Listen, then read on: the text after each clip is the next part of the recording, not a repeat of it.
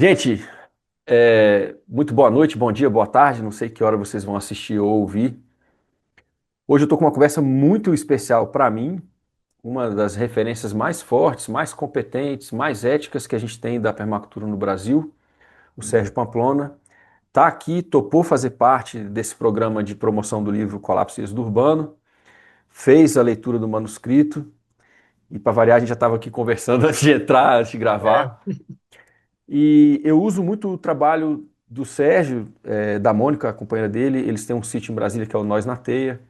E eles vêm há bastante tempo na área periurbana de Brasília, construindo autonomia, construindo subsistência alimentar, construindo excedentes culturais, excedentes de amparo de comunidade. É uma situação desafiadora com relação à água no Distrito Federal. A gente vem passando por várias crises já há mais de uma década. E Uhum. ele vem mostrando com um viver prático, com um viver coerente, que é possível fazer de outra maneira. Várias pessoas passaram pelo treinamento dele, meu irmão foi estagiário dele, conviveu também dentro do Nós na Teia. E, enfim, cito bastante o seu trabalho, Sérgio, com relação à água, com relação à construção de coerência, com relação ao posicionamento periurbano, né? Essa área marginal que dialoga com a cidade e já vive uma realidade rural ao mesmo tempo. Enfim, prazerzão poder conversar com você, poder Todo trocar meu. ideia e muito Uhum. agradecido pelo apoio. Imagina, é um prazer, cara. Trabalho bom a gente tem que divulgar. Obrigado. A gente vinha conversando aqui, né, que a gente tem algumas fontes parecidas, aliás, parecidas não, a Isso. gente compartilha muitas fontes, né? E eu vejo que o Brasil teve, talvez fazendo aqui um preâmbulo meio doido, mas o Brasil teve uma influência muito grande do Bill. E Uhum. desde que eu comecei a estudar permacultura, que eu vi no seu trabalho, todo o seu cuidado, né, com uma referenciação e um estudo e um aprofundamento do trabalho do David. Uhum. E o David é muito usado no livro porque a gente tem outras fontes no mundo, outros acadêmicos, outros pensadores, mas eu acho que poucos conseguiram fazer ao mesmo tempo o estudo do declínio energético e a adaptação da própria vida com coerência. É Então, a minha verdade. admiração pelo trabalho dele e o carinho que você tem com o trabalho dele também já de muitos anos no Brasil vem disso, né? Uhum. Isso. E eu acho que é como é que eu vou dizer? É uma distância que a gente tem para cobrir no Brasil, porque a permacultura ganhou muito embalo, ganhou muita força, ganhou muitos adeptos, mas essa construção de coerência profunda, como você vem fazendo aí no Nós na Teia, como o David faz e tal, não foi uma coisa tão vamos dizer assim, que isso não foi um sotaque forte do movimento no Brasil, com Uhum. exceção de algumas lideranças que realmente vivem isso, né? A gente tem muita gente falando, promovendo, mas a gente não tem tanta gente assim, com esse nível de competência que você tem, também vivendo, né? Obrigado pelas palavras gentis. A gente faz o que pode, né? A gente tenta realmente construir essa coerência. Nem sempre, imagina, tá longe do 100%, muito longe, mas a busca é essa, né? De você não desalinhar muito a sua fala, o seu discurso da sua prática, né? Então, de fato, a gente mora aqui na área periurbana de Brasília. Assim, é muito engraçado que é peri porque ela está no fundo de um vale. E a expansão urbana de Brasília está se dando pelos topos das chapadas, que a topografia no plano piloto lá no centro é muito suave, mas no entorno tem vales, tem chapadas e vales dessecados. O meu é um vale até que dessecado, mas mais amplo. Eu estou no meio desse vale, eu tenho a mata em frente à minha casa, mas já está começando a aparecer prédio ali, não muito longe daqui. O Então, assim, é agro. uma, é uma, malu- é uma maluquice O, para o bem e para o mal, né? não, é só fazer um comentário que o agro e a expansão territorial urbana gostam do mesmo tipo de relevo, né? Ah, é verdade, né? Tudo que for uniformizador, né? Essa galera gosta bastante, né? Facilita, né? É verdade. Se bem que ali, esse empreendimento que eu falei aqui do lado, eles ousaram fazer nas encostas do vale, mas eles pegaram os topos de morro, deram uma plainada maior, o topo de morro era assim, ele foi ficando assim, E assim, movimentação de terra é uma loucura. Se você for calcular, é um empreendimento que se vende como sustentável, integração com a natureza, que não você fala, com um lindo vidro entre você e a natureza, né? Uma furou na O vidro varanda. blindex é uma varanda gourmet com a famosa jacuzzi, não pode não estar, né? E é isso. E integração com a natureza muito rica, né? Assim, não tem a menor preocupação com a coerência em si, né? E fazer um cálculo. Peraí, quanto de carbono a gente está emitindo para fazer essa brincadeira? Uau! Vai para o espaço, né? A Sem energia falar outros impactos, né? a energia embutida ali também da terraplanagem, enfim, dos Tudo, materiais tudo, usados, é. né? A energia incorporada é uma loucura. Mas enfim, é isso. Então, a gente é um desafio, né? A gente, assim, é uma área periurbana que está ficando cada vez mais urbana e menos peri, né? Mas a gente segue como meio como uma resistência aqui, né? E tudo bem, porque a Terra está aqui, é nossa, né? Ninguém vai tirar a gente daqui, né? E a gente está até a fim de dar um passo agora então, e realmente fazer com que a Terra seja mais coletiva. Outras pessoas moram aqui, mas não são coproprietários. A ideia é torná-los, né? E eu mesmo, meu plano pessoal, né, meu e da Mônica, é a gente ir se mudando lentamente para um sítio da família lá no sul de Minas Gerais, da Mantiqueira, nas contrafortes lá de Baipendi. Tem um pessoal ali, né? A- acho que a A Rizomar, a Fernanda, galera ali, né? Isso. acho que a O Galbiati Jerome. também. A Adriana Galbetti já estava lá num dos projetos do pessoal da Rizomar, mas ela saiu, teve que voltar para São Paulo por questões pessoais, está em São Paulo agora. Tem um negócio Mas é lá. interessante, Serginho, quando a última vez que eu falei com o David, né, assim, offline, ele estava falando disso, né? Que ele falou assim, olha, a gente está aqui pensando como é que vai ser a sucessão do lugar, Uhum. Essa é sempre uma né? questão. E enfim, tem uma casa daquelas micro casas, a dele, que é aquela casa antiga lá da Meliadora, e uma que ele fez para a mãe dele. Tem E acho que o uma filho, cabaninha, né? a da mãe dele não ficou bem cabaninha, não ficou uma casa, para os nossos padrões aqui, é uma casa, uma boa casa. Uhum. Mas enfim, é porque o filho dele, enfim, o filho dele tem uma outra história, já está no rural com uma companheira, ela tem um micro laticínio, Uhum. e enfim, é provável que o filho dele não volte para tocar lá, né? Então tem toda uma questão Uhum. também de sucessão, assim. E, e é uma das coisas que não coube muito isso no livro, assim, mas eu falo um pouquinho de sucessão, né? Você fala E bastante até. se a Lá no gente não final do livro você toca bastante nessa questão. isso, Você porque não se a gente não desenvolve, mas você toca muito. É. eu quis deixar essa lâmpada acesa ali porque Uhum. a gente pensa, né? Talvez por uma dificuldade de pensar a finitude, a gente pensa que a gente é eterno, né? E a gente esquece que se a gente não preparar outras pessoas com o mesmo carinho, com o mesmo envolvimento com o território, a tendência desse território de ser fatiado num espólio familiar é gigantesca e aí o trabalho vai por água abaixo, né? Exatamente. E se a gente enxerga a propriedade como você fala, com as suas referências, no sistema, né, a propriedade é um sistema que pode ter várias formas de produzir e de ocupar dentro dela, né? Ela tá lá tudo integrado. Se você começa a fatiar ele, né, perde um pouco isso. Claro que você poderia ter várias pessoas vivendo e ainda assim mantendo essa estrutura, só que nem todo mundo tem essa cabeça e essa disponibilidade assim, de ter uma coisa mais comunal, digamos assim. Né? É como eu estou vendo, por exemplo, a saída na sucessão aqui do Nós na Teia. Meus filhos não estão aqui. Eu tenho três. Né? Um resolveu para fora do Brasil, outro está em São Paulo e outro está aqui em Brasília, mas ele não. Ele, assim, nenhum deles tem um grande interesse de estar aqui. E tudo bem, né? Isso, isso. Ok, liberdade, independência, é perfeito.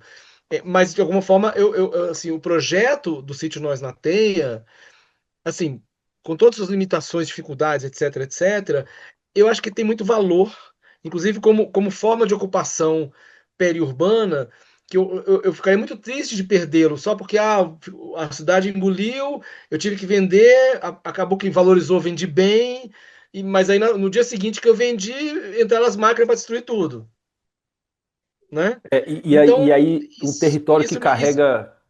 Não, perdão, um território que carrega várias chaves, né?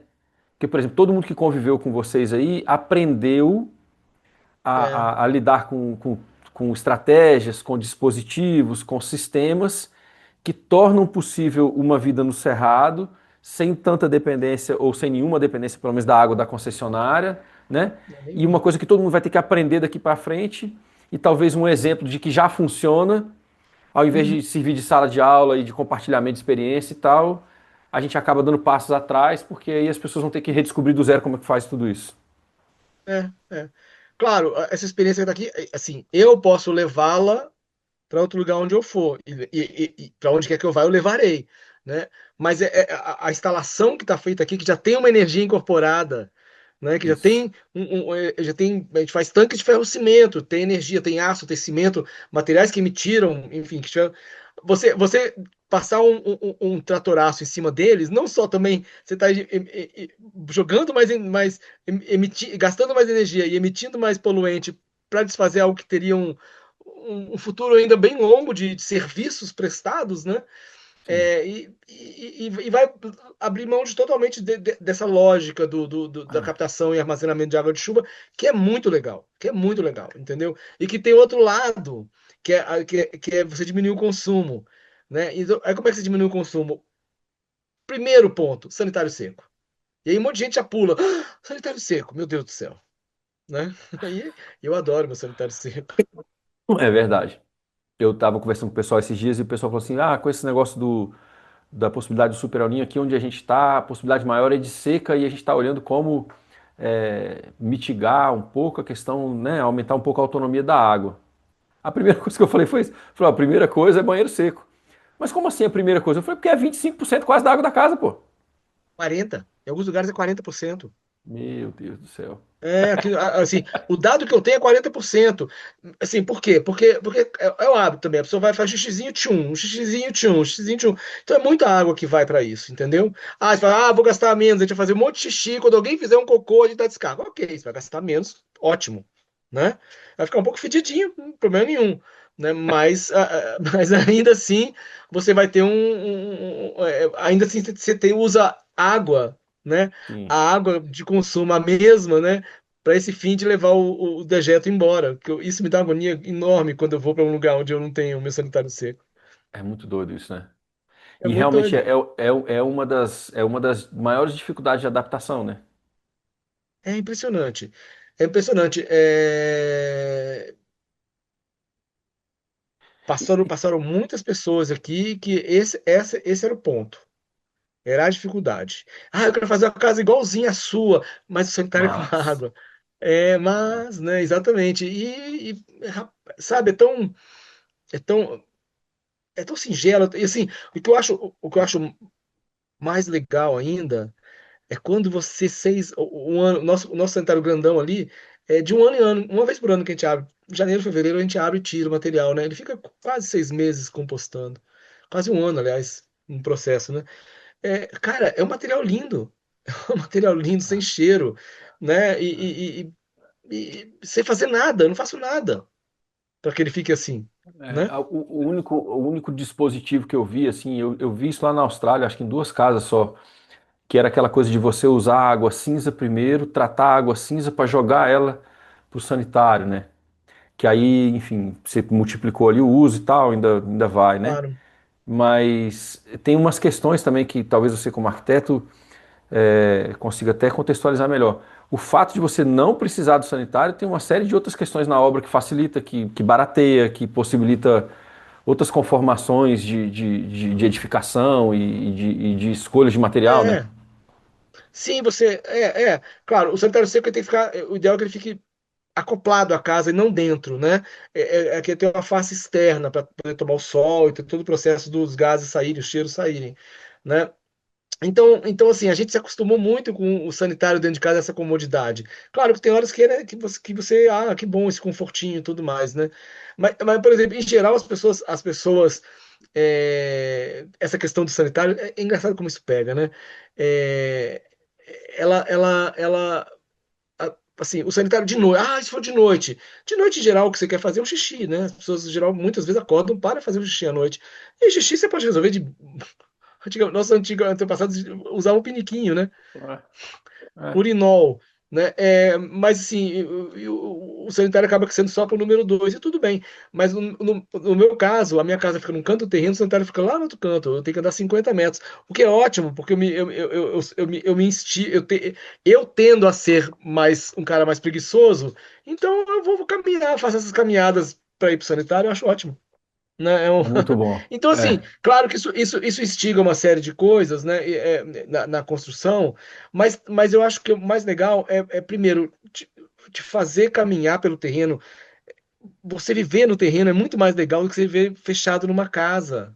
Você sim. ter que sair porque coisas acontecem fora. É outra forma de vida que não é tão outra assim. Imagina, isso era assim antigamente. As cozinhas calungas são do lado de fora, sabe? As cozinhas antigas, o fogão a lenha era do lado de fora para não enfumaçar a casa, né? Você descreve a casa dos seus avós, né? Que era a cozinha, o lugar de fazer o defumado, embutido, etc, etc, estava do lado de fora, É, né? A gente tem um clima é. que permite isso aqui no Centro-Oeste. Seria muito mais fácil a adaptação, né? Eu tive na Chapada Diamantina com o Albertinho e Uhum, a Janete, a esposa dele, é uma artista plástica assim fenomenal. E é engraçado que eles dedicaram, cara, uma atenção super especial. Eles têm dois banheiros secos, um dentro de casa, bason virado para fora, num lugar que pega sol e tal, mas é dentro de casa. E eles têm um banheiro externo que ele fez um chuveiro externo, né? Na Bahia fica muito quente, então tem um chuveiro do lado de fora, tem aí o uhum, banheiro e tal, tem. E ele fez um sistema bacana por de fora, que ele fez umas cubas de ferro-cimento e já adaptada com um encaixe meio hermético assim para as bombonas azuis, né? E aí ele tem ali os dois, ele já tira um, já lacra a tampa com tela, vai descansar, bota a data, depois vai para o minhocário e do minhocário vai para os sistemas de pra onde produção. quiser. É, Qualquer lugar, depois do minhocário, qualquer lugar. e o que eu ia comentar é exatamente isso, que assim, esse é o jeito que a gente sempre viveu, né? A gente, como todo animal, devolvia o ciclo de minerais, de Lógico. alimentos, né, de nutrientes, devolvia para o território aonde Claro, você claro. vivia. Isso. É, E agora o normal é mandar embora quilômetros é. E cheio a de pessoa fala água assim: ah, a dentro. casa não tem rede de esgoto. Eu falo, gente, rede não faz nada, não você levar embora. Se a ponta da rede estiver num rio, você está fazendo literalmente uma grande cagada ambiental, entendeu? Então, a prestação de tratamento. Né? Às vezes tem que ir, por exemplo, eu estou do lado de cá do Lago Paranoá.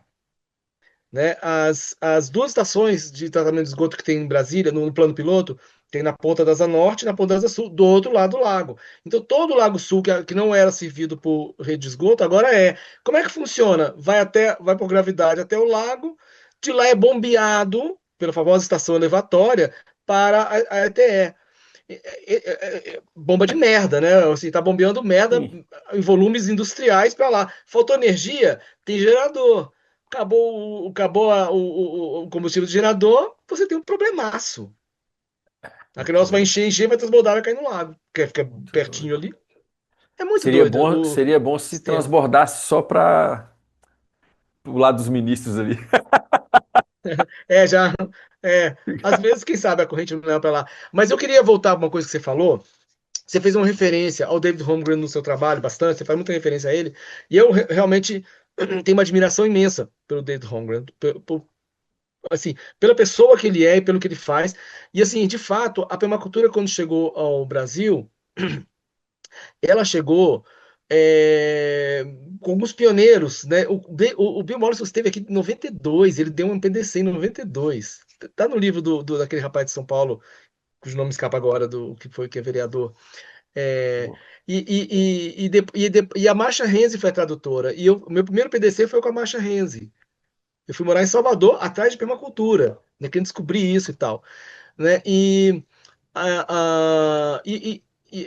A referência da Marcia tinha muito Bill Mollison e tal, mas, mas ela tinha ela já abria já um pouco para outras questões e tal. E depois veio uma onda muito forte quando Ali Sharif chegou ao Brasil, né, com um mandato, de acordo com ele, de botar isso na América Latina, porque tinha uma organização que era para trazer permacultura para a América Latina, de acordo com ele, o Bill falou para ele, leva isso para a América Latina, né? Tipo assim, vai, E meu o, filho, vai lá e o Ali difundir a Sharif já palavra. andava muito com o Jeff Lawton, né? Que era outro também que só andava debaixo da asa O, do Bill. prim- o primeiro PDC que eles deram aqui foi em Manaus, o Jeff Lawton foi um dos instrutores. O André Soares estava como tradutor, o Jorge Timmerman foi nesse PDC, foi em 98. Eu fiz meu segundo PDC com o André Soares em 99. Né? E assim, e aí tinha uma visão, assim, eu cheguei aí na casa do Ali Sharif, né, que já faleceu, né, que tinha uma competência muito grande em algumas coisas e tinha umas dificuldades em outras, né? Então, uma coisa que eu achei muito curioso é que ele tinha um retrato do Bill Morrison na parede, em algo que você olhasse rapidamente pareceria um altar, né? É, O e, Bill e, Moss tinha esse e, na- efeito em algumas pessoas. assim, e eu sinto que tinha muito, houve, assim, essa linha teve um dogmatismo meio grande em relação à permacultura, né? E eu particularmente também acho que você vai me compreender muito. Eu não sou uma pessoa que gosta de dogma. Eu tenho uma agonia. O David Holmgren também, ele se coloca dessa forma, né? E eu achei e assim, e é muito engraçado que em algum momento a gente sempre falava, gente, o que aconteceu com esse cara aqui, do Permacultura 1, o coautor? O que foi feito desse cara? E ele reaparece. Ele reaparece. Né, já tinha o livro dele, eu já tinha visto o livro dele, Meliodora, aquele livro que é em A3, formato grande, ele falando de 10 anos, depois ele fez um em CD, né? Os 20 anos de Meliodora. E e aí ficou muito claro o que tinha acontecido, né?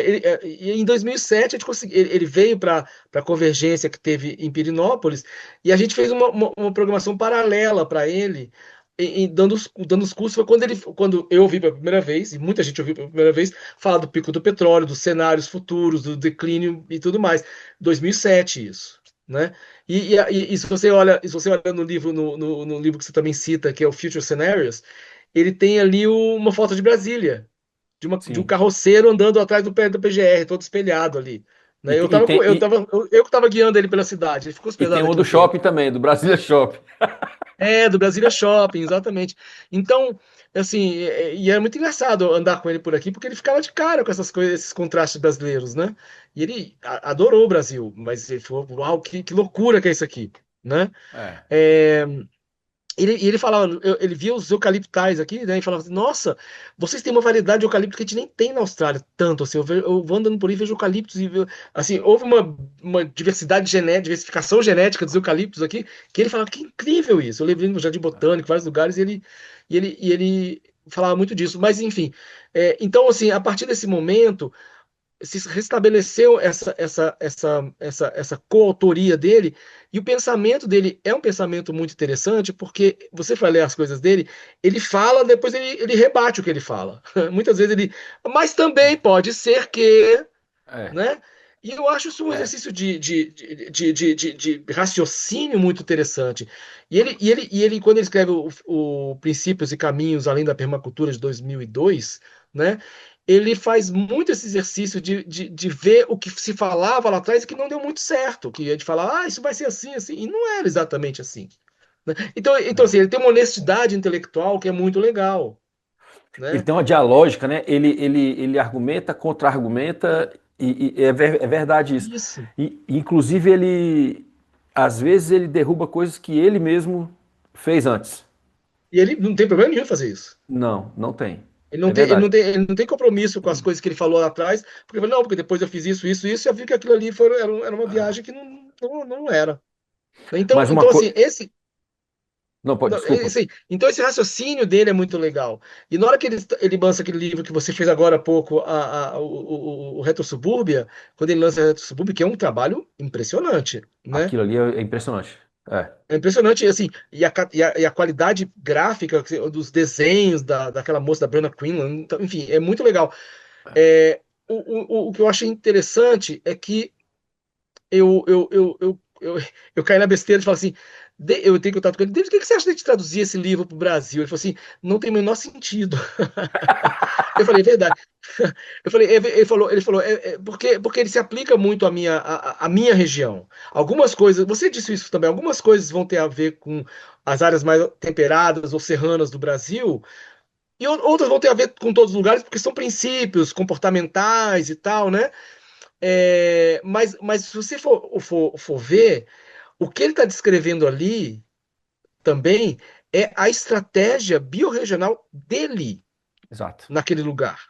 Então ele fala do cara que mora no município ao lado, do cara que mora 2 municípios para lá, do cara do. É todo mundo da biorregião. Tem uns outros que não são, vai mais Sydney e tal, mas a maior parte é naquele sul da Austrália, na região, né, É, é. Victoria ali, perto de Melbourne ali, na área dele. Então, o que ele tá fazendo ali é mostrando o que ele. E é muito interessante isso, porque o Permacultura 1 ele tinha uma coisa muito de carta de intenções. No permacultura seria isso, assim, assado, seria, pode vir a ser, a gente pode aproveitar isso. Tem muito uma prospecção do que pode vir a ser.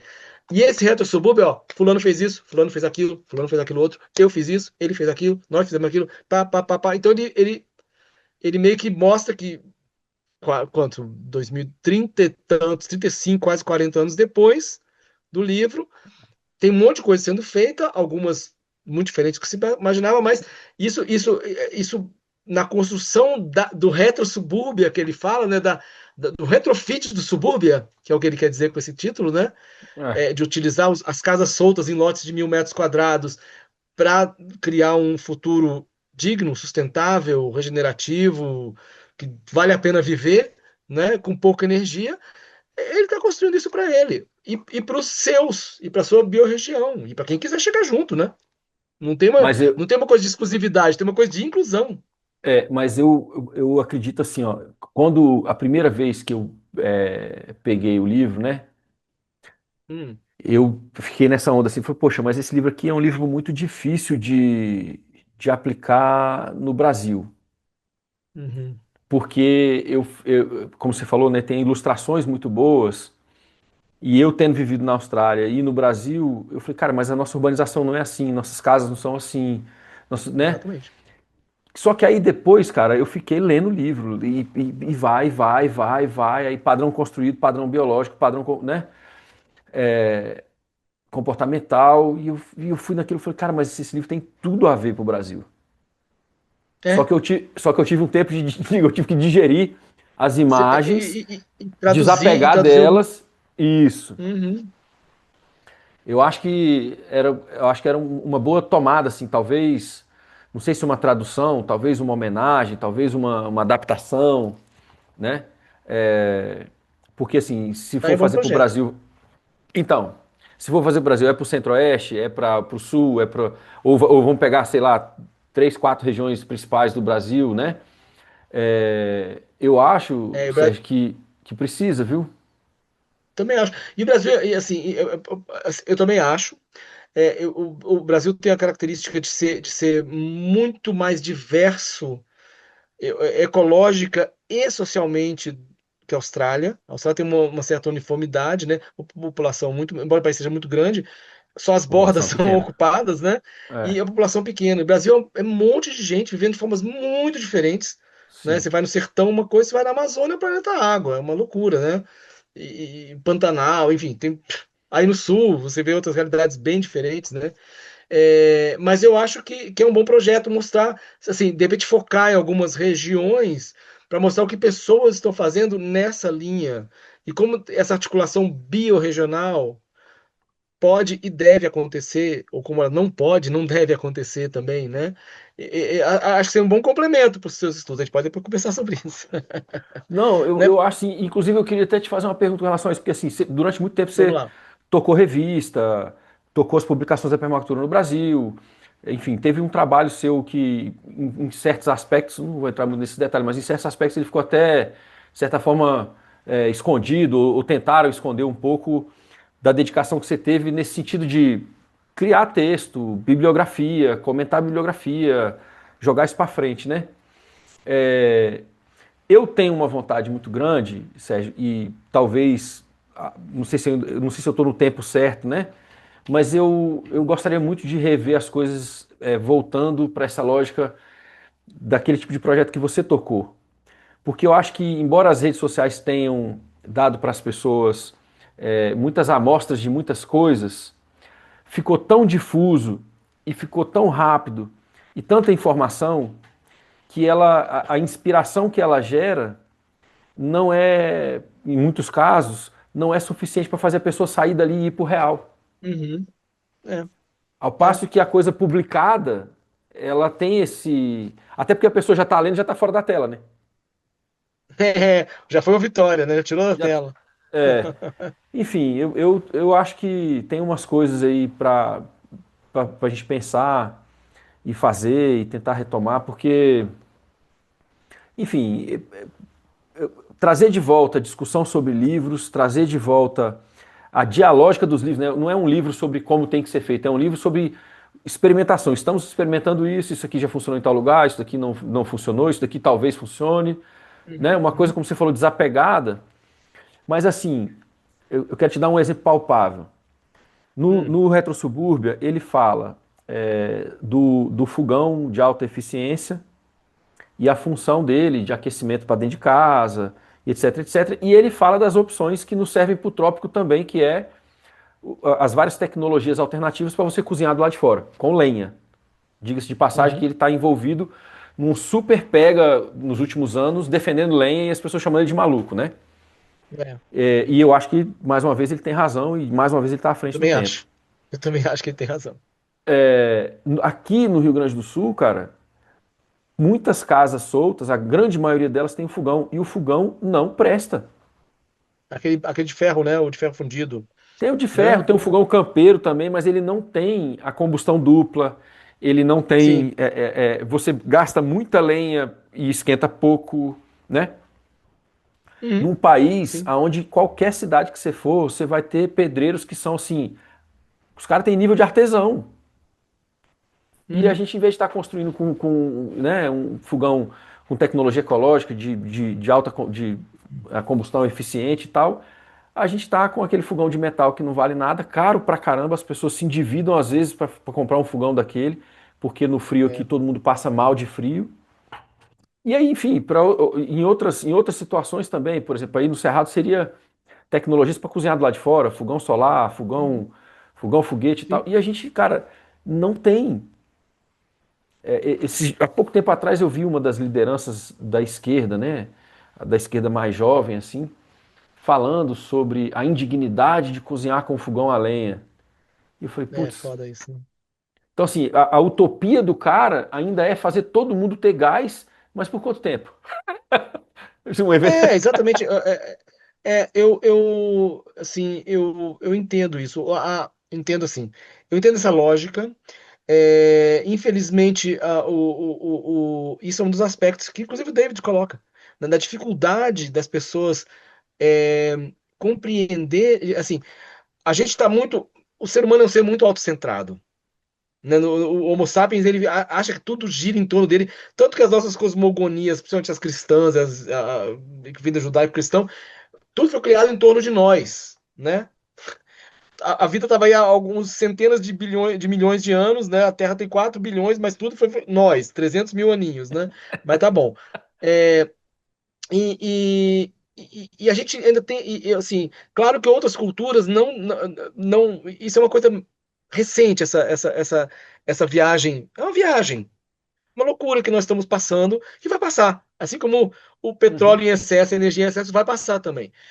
E essa viagem, ela é muito sedutora, né, de achar que a gente fica em volta das nossas invenções e elucubrações, né, e a gente só pensa em termos das coisas que são úteis para nós. E a gente não vê os limites biofísicos, a gente não vê as capacidades de carga dos lugares, a gente não, assim, essa conversa, eu me considero uma pessoa de esquerda, sabe? Mas essa conversa da esquerda tradicional, né? Ela fica muito assim. Vou fazer o quê? Vou fazer igual os soviéticos, secar o Mar de Aral de novo, né? Que inclusive está voltando, né? Assim, não faz sentido. Assim, vamos aprender com aquela brincadeira que todo mundo fala. Vamos fazer novos erros, não vamos cometer os mesmos erros, né? é, E vamos tentar criar uma coisa que seja dentro do limite biofísico do planeta Terra, das biorregiões que nós vivemos. Senão, a gente está no sal. Você, no seu livro, você fala umas coisas bem interessantes a respeito disso, eu também acho a verdade, assim, e eu entendo por que não se faz, nos limites do poder, né? Que não é um poder real, efetivo, de quem está nas autoridades, né? Tem um poder limitadíssimo. Que o certo, assim, antevendo um futuro real, seria um futuro provável seria nós temos políticas públicas de implementação da autonomia comunitária, local, entendeu? E não aumento e continuidade e aprofundamento da dependência de sistemas, etc, etc, que estão por aí, entendeu? Então, assim, nesse sentido, cozinhar com lenha, ou você pode falar assim, tá, não quero ser lenha, eu vou plantar umas torceiras de bambu, vou secar esse bambu e vou cozinhar com bambu, que cresce rapidíssimo, entendeu? No fogão de dupla combustão, que ainda vou poder fazer uma série de outras coisas com ele, e aquecer a casa, blá, blá, blá, blá, banho, etc, etc. O David Homer fala que ele acha que para a realidade dele, por ano, 4 metros cúbicos por família. Acho que é isso, essa conta que ele faz de madeira. Nem é tanto assim, né? E nós vivemos num país que Aqui no tem a sul, capacidade. quem tem fogão a lenha daqueles de metal aqui no sul gasta mais do que isso. Claro, mas é claro, porque é um fogão altamente ineficiente. É É, lógico. E é, aí vamos de novo assim, é aquela brincadeira, embora nós estejamos propugnando e propondo uma vida mais simples, mais conectada com ciclos, porque ela terá que ser mais simples, né? A grande simplificação do Nate Hagen, né? Vai ter que é, ser, quer queiramos, quer não. é Né? isso. Por mais assim, a gente não quer que a gente não precisa jogar fora os conhecimentos que a gente tem. A gente sabe fazer fogões de dupla combustão, a gente sabe fazer fogão É, foguete, a gente sabe fazer alta é isso. eficiência em algumas coisas, sem fumaça nenhuma. É porque a contaminação das pessoas que cozinham. Você vai numa casa calunga, o fogão não tem chaminé. É É, muito legal a cultura e tudo, mas o fogão não tem chaminé, cara. é, É um fogãozinho caipira bem simples e não tem chaminé. Em geral, a mulher fica lá aspirando aquela fumaça todo dia. Aí qual é o sonho dela? Ter um fogão a gás, é lógico, é, né? é, Aí eu lembro você falando da sua avó, né? O que ela quer? Ela quer saúde, ela quer algum pouco de praticidade. Você tem um fogão que pega um graveto e você, sabe, e queima bem, cria uma chama e não dá fumaça, e você sabe que o gás custa R$ 120 o botijão? Peraí, isso aqui me vale aqui, vale a pena. é. É, nesse sentido, né? A história da minha avó foi bem isso, né? No final, ela mandou quebrar uma picareta. Tipo, ela tava, não quero saber disso aí nunca mais na minha vida, né? É, mas assim, é isso que você falou, né? Assim, a gente tem como democratizar, tem como horizontalizar o acesso a tecnologias que o brasileiro, com a capacidade que ele tem de construção, de solda, sabe? A gente tem um professor Pardal em cada A esquina. inventividade. Exato. Então, Um, assim, um, um- eu acho, enfim, eu acho um sintoma, né? Eu coloquei um pouco disso no livro, eu acho um sintoma de que não dá para confiar, de que nós não estamos sendo cuidados, de que nós não podemos entregar essa agência. Exatamente isso. Nós não temos lideranças com coragem para dizer que precisamos preparar esse futuro que tem por obrigação que ser resiliente. Porque se a nossa Sim. meta é só deixar um gás de cozinha para todo mundo e transformar isso em ação do estado do bem-estar social, e olha, vamos garantir que todo mundo vai ter gás, mas não vamos garantir até quando? É. Até o Trump entrar aqui com os agentes dele, tirar o presidente, levar embora e botar o Marco Rubio para tomar conta da Petrobras? Até E quando? levar o gás embora? Né? Ou até quando o gás ficar num preço inviável, Que para né? muita gente já é, né? Para muita gente o botijão a 120 É pila já é caro. uma das É, contas é, significantes significativas da casa, né? sim, É, sim, é verdade. Assim, e por outro lado, acho que no caso do Brasil, tudo se esbarra, e você toca isso bastante no seu livro, no acesso à terra. E você traz umas coisas muito legais de alternativas de acesso à terra, embora muitas não sejam muito, não estejam muito no código cultural do brasileiro, né? Infelizmente. né? Mas o acesso à terra é fundamental. Você imagina o que seria o Brasil se o Jango tivesse conseguido fazer a reforma agrária assim, na faixa de 50 quilômetros das rodovias federais, que era o que ele queria? Já Né? Assim, se pensou? fosse realmente uma matriz de pequenas propriedades ao longo das rodovias federais brasileiras, seria um país outra coisa, né? Claro, ainda assim, seriam as pequenas propriedades, provavelmente toda na Revolução Verde, teria sido, muito provavelmente, mas para reverter isso para uma coisa regenerativa é muito mais fácil do que desapropriar grandes latifúndios de pessoas que têm poder econômico gigantesco, né, e não querem abrir mão disso de jeito nenhum, Tem um né? negócio no livro, né, que é aquela frase do David que ele fala assim que a história do século XX, e a gente pode botar do século XXI também, né? Ela é melhor Uhum. entendida pelo a disputa pelo petróleo Ideologias, né? do que pelas ideologias. É É, interessante enfim, essa troca aqui sobre o Jango, porque na década de 60 a Revolução Verde ainda não tinha pego o embalo que pegou, né? Um dos principais livros americanos de crítica à Revolução Verde é do Endelberg, que eu cito no livro também, que é o Desassentamento da sim, sim. América. Que é onde Então, que eu quero muito ter mais acesso à biografia do Wendell Berry. ele é genial, você vai adorar ele. Enfim, o que eu queria dizer é o seguinte, é que o Jango, tendo visto outras coisas, eu acho que ele projetou um país pensando em soberania, pensando Eu acho em que sim. autonomia, né? Mas não se deu, e aí o que se deu foi a expansão do uso do petróleo. Porque Não se você foi. pensar, tudo que a ditadura fez foi só para usar petróleo. Tudo Foi. que eles faziam era uso de petróleo exagerado. Grandes barragens, grandes estradas, latifúndio, Rodoviarismo, monocultura. rodoviarismo, rodoviarismo, né? É. Rodovia, rodovia, rodovia. E aí confirmam esse lance do Davis, né? Porque assim, a função não era rodovia, a função era gastar o petróleo. A função não era barragem, a função era usar mais concreto, né? Então, É. assim, é uma expansão do modelo, né, americano é muito sintomático esse negócio do Jango, cara. Realmente teria sido um Brasil diferente, eu acho. Outra coisa, outra coisa. Assim, você teria uma classe média rural. Que lá fora é comum, Teria. aqui não existe. Exatamente, exatamente. Aqui você tem essa visão. Assim, eu particularmente, eu sempre. Muitas pessoas falam, você mora lá longe, em Brasília, lá longe e tal. Lá, E eu falo, é muito cruel, é muito cruel que a gente tenha que escolher entre morar perto da natureza ou perto da vida social. A gente não tem assim, num ambiente de minifúndios, você está perto dos dois, você está inserido nos dois, sim, né? Você tem pequenas sim. propriedades, o teu vizinho tá ali, outro tá ali, outro tá logo ali, outro tá logo lá, entendeu? Você vai caminhando, vai de bicicleta, vai na bicicletinha elétrica, enfim, já temos isso, né? É. Vai de cavalo. Os lugares que eu passei, assim, na Austrália, que eu morei, eles eram lugares de pé de serra, né? Seria equivalente aqui a propriedades perto da Serra Geral, ou perto da Serra do Tabuleiro, né? Um pé de Uhum, serra, assim. Então não eram sim, propriedades muito grandes. Em outros lugares da Austrália, o latifúndio também dominou, né? Mas é claro. interessante isso que você fala, porque nesses lugares eles acabaram instituindo formas de resolver essa questão do social, que agora estão passando por uma crise, mas que porque eles tiveram, talvez seja recuperado mais fácil, que é o seguinte: o salão comunitário, a biblioteca como centro de encontro. Olha só. O uso da biblioteca era tão forte quando eu cheguei na Austrália, sei lá, 20 anos atrás, que o cartão de identificação da biblioteca é considerado uma identificação. Olha, que bacana, hein?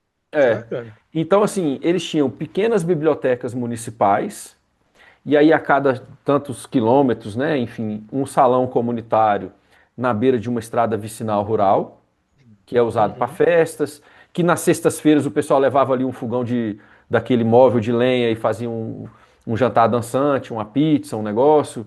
Então, assim, essa coisa de você usar as coisas comunitárias e, e se organizar em torno delas ainda era muito presente em cidades pequenas que eu convivi lá. Agora aqui não. Por exemplo, você vai numa cidade pequena aqui, você pergunta onde é que é a biblioteca, o povo vai te olhar como se você fosse um ET, tá né? doido, né? Como assim biblioteca no município, né? No máximo vai ter dentro da escola e olha lá, né? É, Enfim, são sonhos, né? Assim, um dia acho que a gente chega lá. Eu é, venho, assim, esse processo que você está chamando de êxodo urbano, né? E como a gente estava falando antes da gravação, não é exatamente um êxodo, ainda pode vir a ser, né? Mas é um contrafluxo que de fato acontece. Durante a pandemia, eu recebi várias pessoas querendo falar, eu vou comprar uma terra em tal lugar, o que você acha? Nossa, você deve ter sido recebido isso também, porque é Uhum. isso, as pessoas ficaram ilhadas no apartamento, de repente, podendo, e começaram a trabalhar remoto. Eu posso estar em qualquer lugar, né? Então, eu preciso de uma conexão de internet, né? Então, eu vou É. estar em Alto Paraíso. Só que, claro, tem muita essa visão assim, eu vou estar num lugar paradisíaco, frente a uma cachoeira lá e comprando as coisas na cidade. Alguns vão estar É, assim, mas outros vão pensar, é. não, eu vou estar aqui, eu quero produzir, eu quero... Tem de tudo, né? Eu ia ter esse um raciocínio em relação a isso, agora eu esqueci o que eu ia dizer, mas Não, que eu estava aconteceu esse dizendo dos sonhos, movimento. né? Eu estava dizendo dos sonhos, dos centros comunitários, das bibliotecas e tal. Sim, exato, exato. E assim, e na verdade, tem uma coisa que a gente tem que chamam. Você já deve ter visto falar essa expressão. Como é que é? Baseline Shifting Syndrome. A síndrome da linha, do deslocamento da linha base, em outras palavras, é amnésia da paisagem. A gente tem uma amnésia geracional da paisagem. A gente chega num lugar e muitas vezes a gente vê um campo sujo, como era o meu terreno, e você descobre que na verdade ele era um cerradão e o campo sujo foi por causa do fogo excessivo. E tem de tudo, então assim, a gente não sabe, né, como é que era um lugar, mas a paisagem humana também já foi muito diferente, e você traz isso também. A paisagem humana rural era outra coisa. Eu tenho duas experiências muito interessantes em relação a isso. Assim, a minha história pessoal é muito urbana. Eu já sou de uma geração urbana. Eu estou me re-ruralizando há alguns anos e quero me re-ruralizar ainda mais. Mas a Mônica veio de uma origem muito rural, né, do lado do interior do Rio Grande do Sul. E ela tem uma terrinha que está em compasso de espera, né? O pai dela faleceu e tal, mas que a gente começou a construir uma casinha lá que fica em Piratini, no de Pelotas, você vai andando uns 150 quilômetros para o oeste, para dentro do estado, e é lá. É uma região linda, eu nunca vi tanto animal silvestre como eu vi em Pelotas, em Piratini, né, no período que a gente ficou lá construindo a casa dela. E tem o seu Ernesto, que é o vizinho, né? E é um lugar muito isolado, fica 20 quilômetros da cidade, uma estrada ruim, você tem que chegar no finalzinho, você tem que ter um 4x4, senão você não chega nos últimos trechos da estrada. E ele falava assim: não, aqui antigamente tinha muito mais gente, tinha festa e tudo mais, e você vai desenhando essa paisagem mental, você vê que realmente houve um esvaziamento. Aquela nossa sucessão não aconteceu no campo. E na verdade, sim,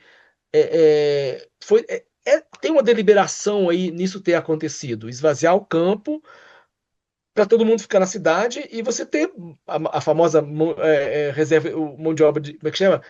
Corpo industrial de reserva, né? Reserva industrial de mão de obra, de proletário, que o Marx já falava, você ter pessoas consumindo, consumindo, consumindo, que é isso que você quer, e gastando petróleo, que é isso que você também quer, né? Que o É. sistema sociocultural, econômico também quer, e vendo isso como uma coisa boa, como uma coisa legal, como o que deve ser feito. E a outra história eu fui fazer um trabalho na Bocaina, numa serra linda, lá no alto.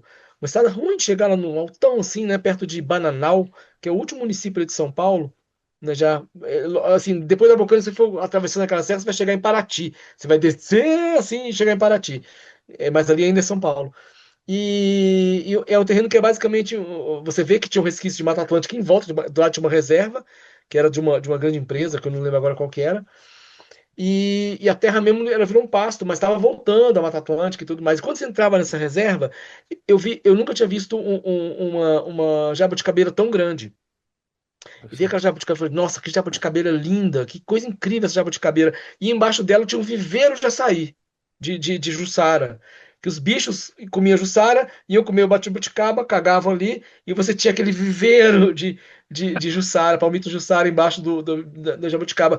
E eu falei, nossa, essa jabuticaba, será que ela é nativa? Porque aqui parece ter uma estrada antiga. Ele falou, não, essa jabuticaba talvez seja nativa, mas talvez não, porque aqui morava um monte de gente nesse espaço aqui. Porque durante um tempo, olha que maluquice, esse terreno aqui, ele era lugar de extração de madeira para Volta Redonda. Ele foi desmatado, aquela região foi desmatada todinha para queimar para a siderúrgica de Volta Redonda, que é Que logo ali isso. embaixo. Então assim, a gente vive nesse paradigma extrativo, né? Que é um paradigma que também está na cabeça das pessoas, né? E é muito sedutora a coisa da cidade, de estar lá nas luzes, de estar com toda aquela artificialidade. Ela é sedutora, ainda é, infelizmente ainda é. Em breve deixará de ser. Grande chance de deixar de ser sedutora, É. porque vai, né? E assim, e eu acho que trabalhos como esse que você faz, como tanta gente faz, apontam para uma outra vida, um outro jeito de viver muito melhor, muito mais autônomo, muito mais criativo, muito mais divertido, né? Para a gente reconfigurar, repovoar o campo e repovoar de cultura no campo também. Né? É. Não só a agricultura, mas a cultura como um todo. Uma cultura de estar na terra numa biorregião. E Eu acho que eu acho curioso, acho que algumas pessoas fazem uma dicotomia, né? Se você quer a vida no campo, então você precisa ser um ermitão e um ludita, pois é. né? E o que eu tenho conversado com as pessoas e um pouco do livro também desmistificando nesse sentido, não, a gente precisa de tecnologias na escala humana, a gente precisa de manter interação, a gente precisa de manter tecido social, mas houve um esforço para tirar as pessoas dali e levar para as cidades. Nós vamos precisar de um esforço deliberativo para reconstruir isso no campo. E não E quanto precisa ser antes, uma mais saudável coisa. será. Isso, e não precisa ser ludita, não precisa ser assim, ah, tecnologia. Não, Não, vamos manter a tecnologia. Enquanto der para falar, vamos falar claro. aqui pelo computador. Enquanto, Uhum. né? Só que assim, é uma tecnologia em prol de um viver que celebra, nutre a autonomia. Porque o que está acontecendo, que as pessoas não querem Exatamente. falar na cidade, é o seguinte: tem muito acesso à tecnologia, sim, mas nós estamos escravizados pelas tecnologias, nós não estamos usando as tecnologias, são elas que estão usando a gente, É, né? Então é uma discrepância aí. Foi uma coisa que, assim, de novo, né, tem um número pequeno de pessoas que leram o manuscrito e tal, e teve um colega que falou isso, falou assim, poxa, Eurico, mas eu achei interessante porque, assim, eu fazia uma noção muito enfim, muito purista, muito romântica, de que a vida no campo é uma vida só de negar tudo. E você traz uma visão de uma vida no campo com tecido social, com várias profissões, com, né, e tal. Eu falei, mas é lógico, você acha que era como antes? Você acha que era um monte de troglodita só? O pessoal tem, né, assim, o imaginário meio monocultural também, porque, poxa, é, né, a gente teve quantos escritores maravilhosos a gente teve que eram rurais, sabe? Quantos artistas, né? Enfim. Então as pessoas acham que isso, não sei, é uma falta mesmo de imaginação de achar que o campo é só enxada, é só sofrido, é só. Enfim. Um dos trabalhos que eu e a acho mesma.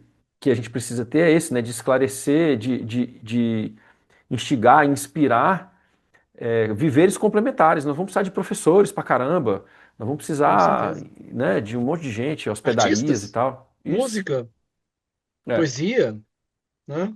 E produção de alimentos também. E Inclusive, o produção. poeta pode ser o cara que produz alimento também. Oi, né? É, é. Outra coisa que eu acho muito legal, que cala muito fundo em mim, que você traz no livro, a questão do que te define. Né? A gente fala que, oi, prazer, sou arquiteto. Só isso? Né? Em espanhol, a pergunta é, aqui em Brasília é muito assim, onde você trabalha? Né? É muito isso, porque Brasília, né? Então você fala, trabalho no TCU, sou diretor de gerências de blá, blá, blá, né? A Câmara dos Deputados e tal. Em espanhol você fala de que te ocupas? Que eu acho mais interessante. Assim, eu me ocupo disso, me ocupo daquilo também, e daquilo outro e tal, né? Por exemplo, a minha trajetória foi me formar em arquitetura e urbanismo, né? É, eu tive uma trajetória menos empolgante que a sua. Me, tra- me, me, me formei em arquitetura e urbanismo, mas arquitetura e urbanismo nunca foi aquela grande interesse que eu tinha. O interesse que eu tinha era como viver bem no território, como contribuir para um mundo melhor. E o que é um mundo melhor? Não é um mundo com prédios mais elaborados e com 800 metros de altura, e 800, assim, 100 andares, ganhando prêmio de arquitetura. Nunca foi isso. Entendeu? Então, assim, e Cê- aí, como é Desculpa, que eu você acha que. casei isso? Eu achei a permacultura como caminho. Eu ia te perguntar isso. Você acha que foi por isso que você se tornou tão é, imerso, tão competente, tão cuidadoso com todas as áreas da permacultura? Porque você é meticuloso nisso, né? Tento ser. Eu acho que sim, porque acontece? Como eu te falei, a minha visão tende a ser uma visão de grande angular, né? Uma lente de grande angular. Então, quando eu conheci a permacultura, né, eu falei, era um momento da minha vida que eu tinha largado a arquitetura. Eu não estava trabalhando com arquitetura naquele momento. Eu estava no meu primeiro casamento, trabalhando no que a minha primeira companheira fazia, que era cursos em saúde alternativa, saúde integrativa e produção desses cursos, entendeu? Eu estava mexendo com isso porque a arquitetura tava, eu não via caminho para mim, porque eu nunca me sentia, assim, eu ficava assim, cara, desculpa, mas eu não quero ficar escolhendo a cor do mármore da madame, do banheiro da madame. Não, não é isso, né? Quando eu conheci a permacultura, eu vi aquele sistema que englobava tantas possíveis áreas do conhecimento humano na direção de uma cultura de permanência, que eu falei, opa, aqui a arquitetura e urbanismo, ou uma bioarquitetura e um desurbanismo fazem sentido. Foi aí que eu entrei muito por aí, entendeu? E na minha perspectiva, na minha visão, é, assim, a palavra permacultura, que foi a invenção do Bill Mollison, o David Homer, que é mais modesto, achava que não tinha que inventar palavra nenhuma, e o Bill Mollison, não, tem que inventar permaculture, aí inventou, né? Ele contou essa história. É, para mim, eu acho muito interessante, porque você fica com umas ambiguidades, que é assim, você tem um sistema de planejamento, ok, mas você também tem o objetivo que você quer chegar, que é a permacultura. A permacultura é um objetivo, é uma construção. Cultura de permanência, uma cultura de permanência no mesmo território. Dentro disso cabe um mundo. Nesse sentido, você, Eurico, faz permacultura, embora você não faça o design permacultural, blá, blá, blá, entendeu? Nessa perspectiva, nessa compreensão, eu faço Buscar permacultura e permanência. tantos. Buscar permanência no território. O importante é isso. Aí claro que logo virar um budista e falar assim, mas tudo é impermanência. É verdade, mas enquanto você tiver, fica no mesmo território. Você e a sua permanência vai te levar embora, seu filho fica, seu neto fica, e assim vai impermanentemente permanecendo, né? É, Muito bom. e aí, então assim, nesse sentido, para mim calou fundo, porque eu falei, é legal. E eu sinto que assim como eu vim da arquitetura, deve ter gente vindo da contabilidade, deve ter gente vindo da economia, deve ter gente vindo da administração de empresas, que também tem por decorrências da vida, foi fazer um curso assim, depois queria fazer outra coisa, e de repente, quando descobre uma cultura, falou, opa, aqui dá para entrar aqui, né? E claro, assim, e aí desenvolveram-se é, outras vertentes, a permacultura urbana e tal. Claro, muito legal, mas permacultura urbana até o David fala muito isso, a questão da escala.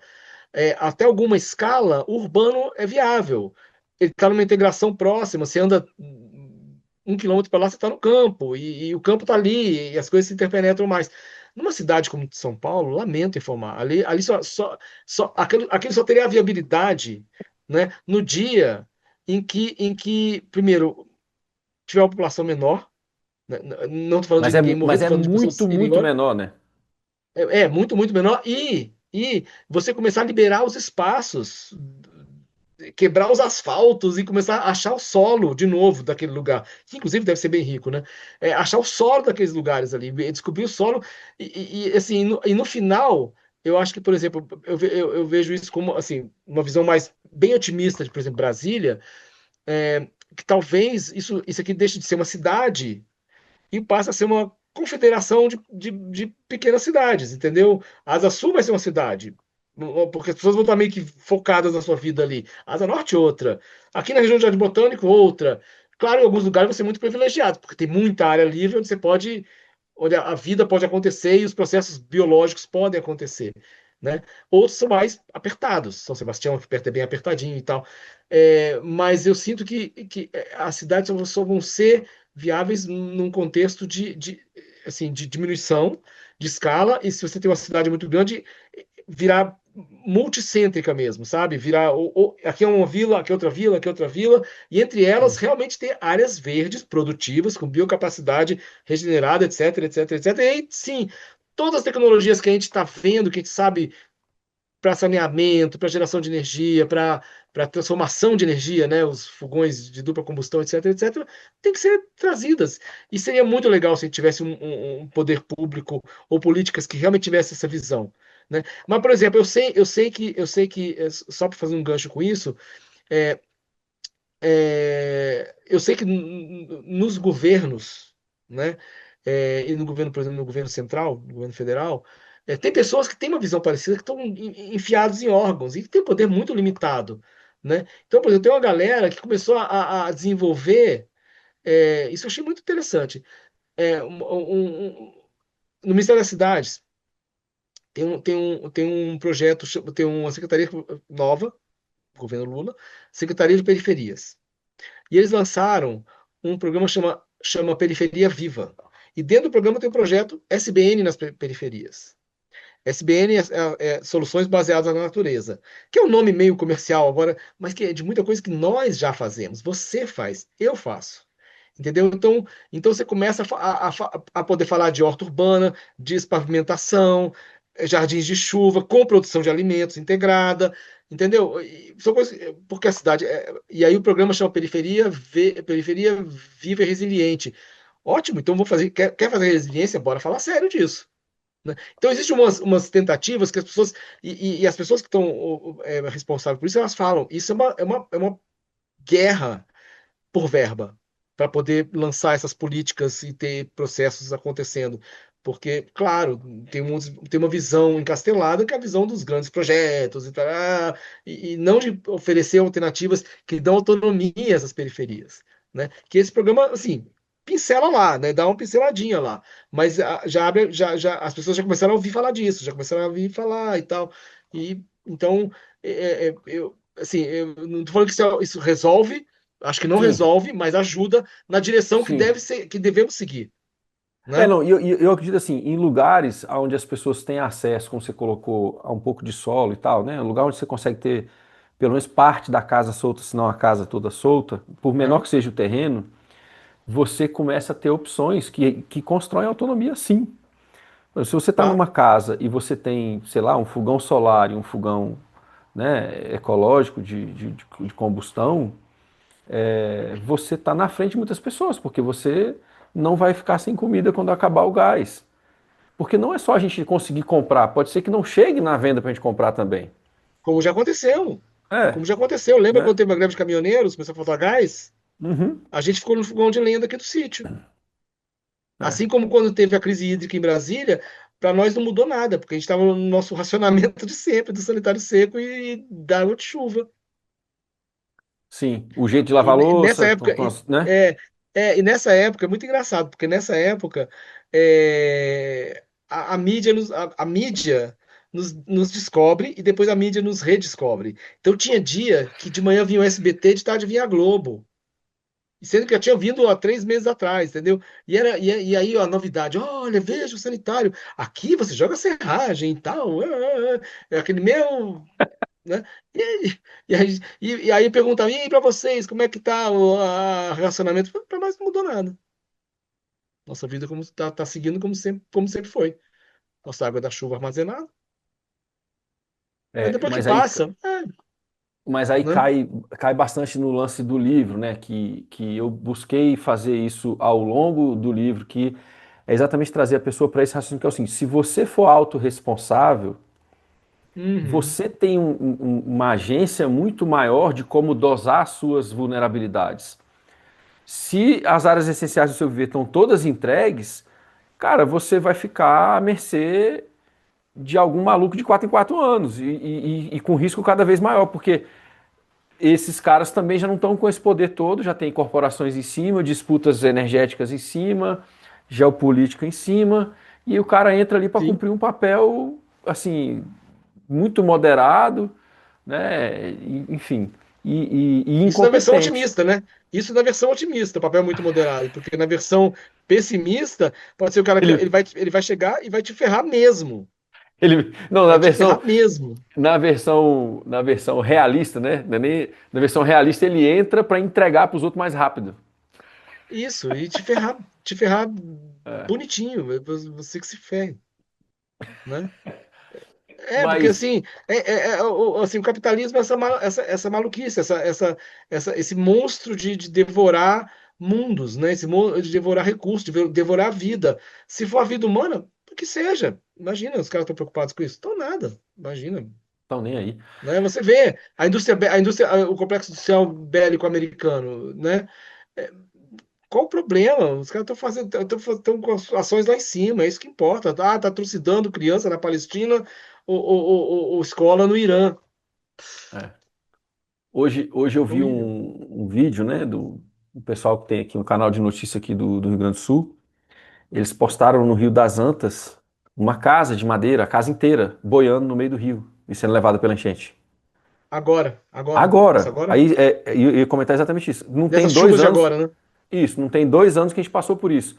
Esse cara não Sim. colocou essa casa nesse lugar por escolha, provavelmente é porque ele não tinha outro lugar para colocar, porque há 2 anos atrás eu tenho certeza Provavelmente. que esse lugar sofreu com enchente, né? Muito provavelmente. E a casa no meio do rio, cara, sendo levada assim, né?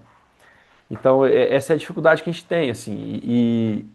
Aí, de novo, eu acho que, eu acredito, inclusive, né, que uma das missões que a gente tem é de provocar capacidade de imaginar realidades diferentes, né? Como você tocou um pouquinho no Nate Reagan hoje, que fala da grande simplificação.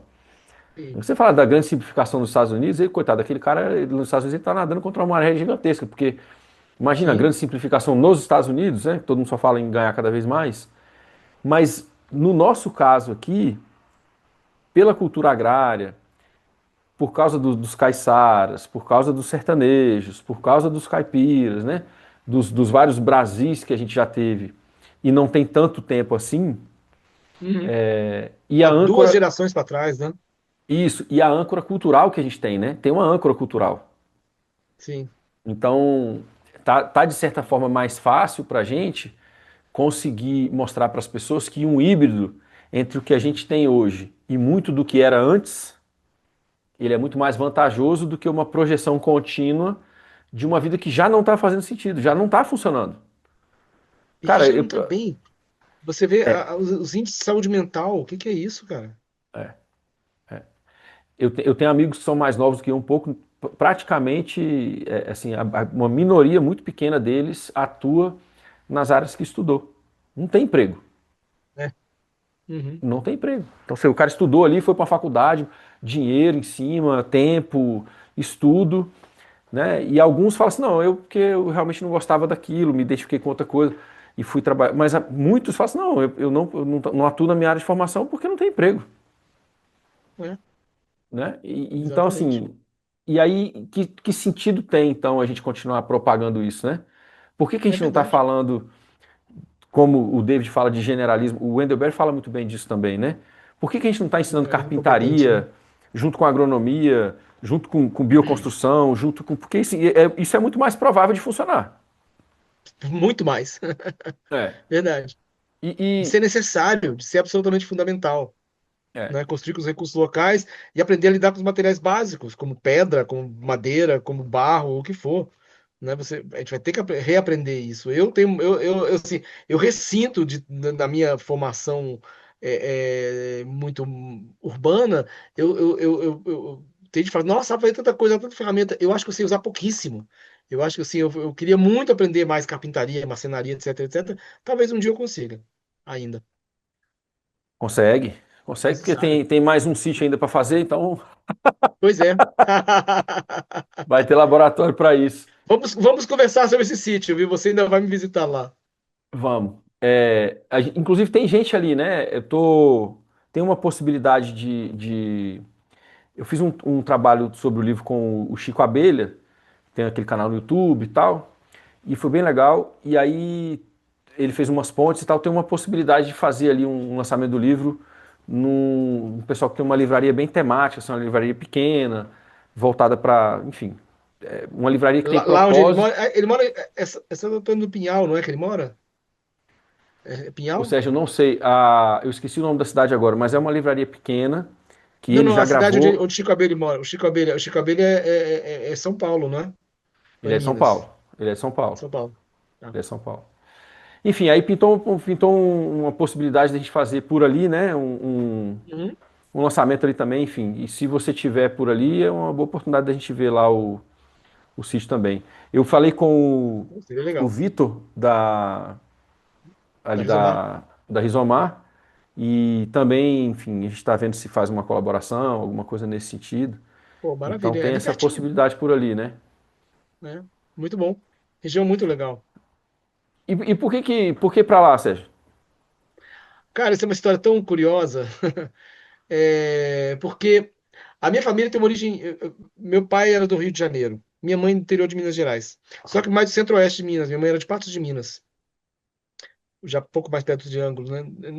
Depois eu descobri que Patos de Minas nem. Agora Patos de Minas é meu caminho para esse sítio, né? Quando eu vou, pego o carro, eu vou passar lá. É a 450 quilômetros de Brasília. Nos meus. Não é tão longe assim, né? A minha cabeça antigamente, quando eu era criança, era tão longe, né? E. E a minha mãe e minhas duas irmãs moram no Rio. Não, a minha irmã mais nova agora está morando no sítio, né? E aí o que aconteceu foi que durante a pandemia, já quando estava reabrindo, já para o final do ano, no final do ano, no meio do ano, né? Depois do pico, começou a reabrir.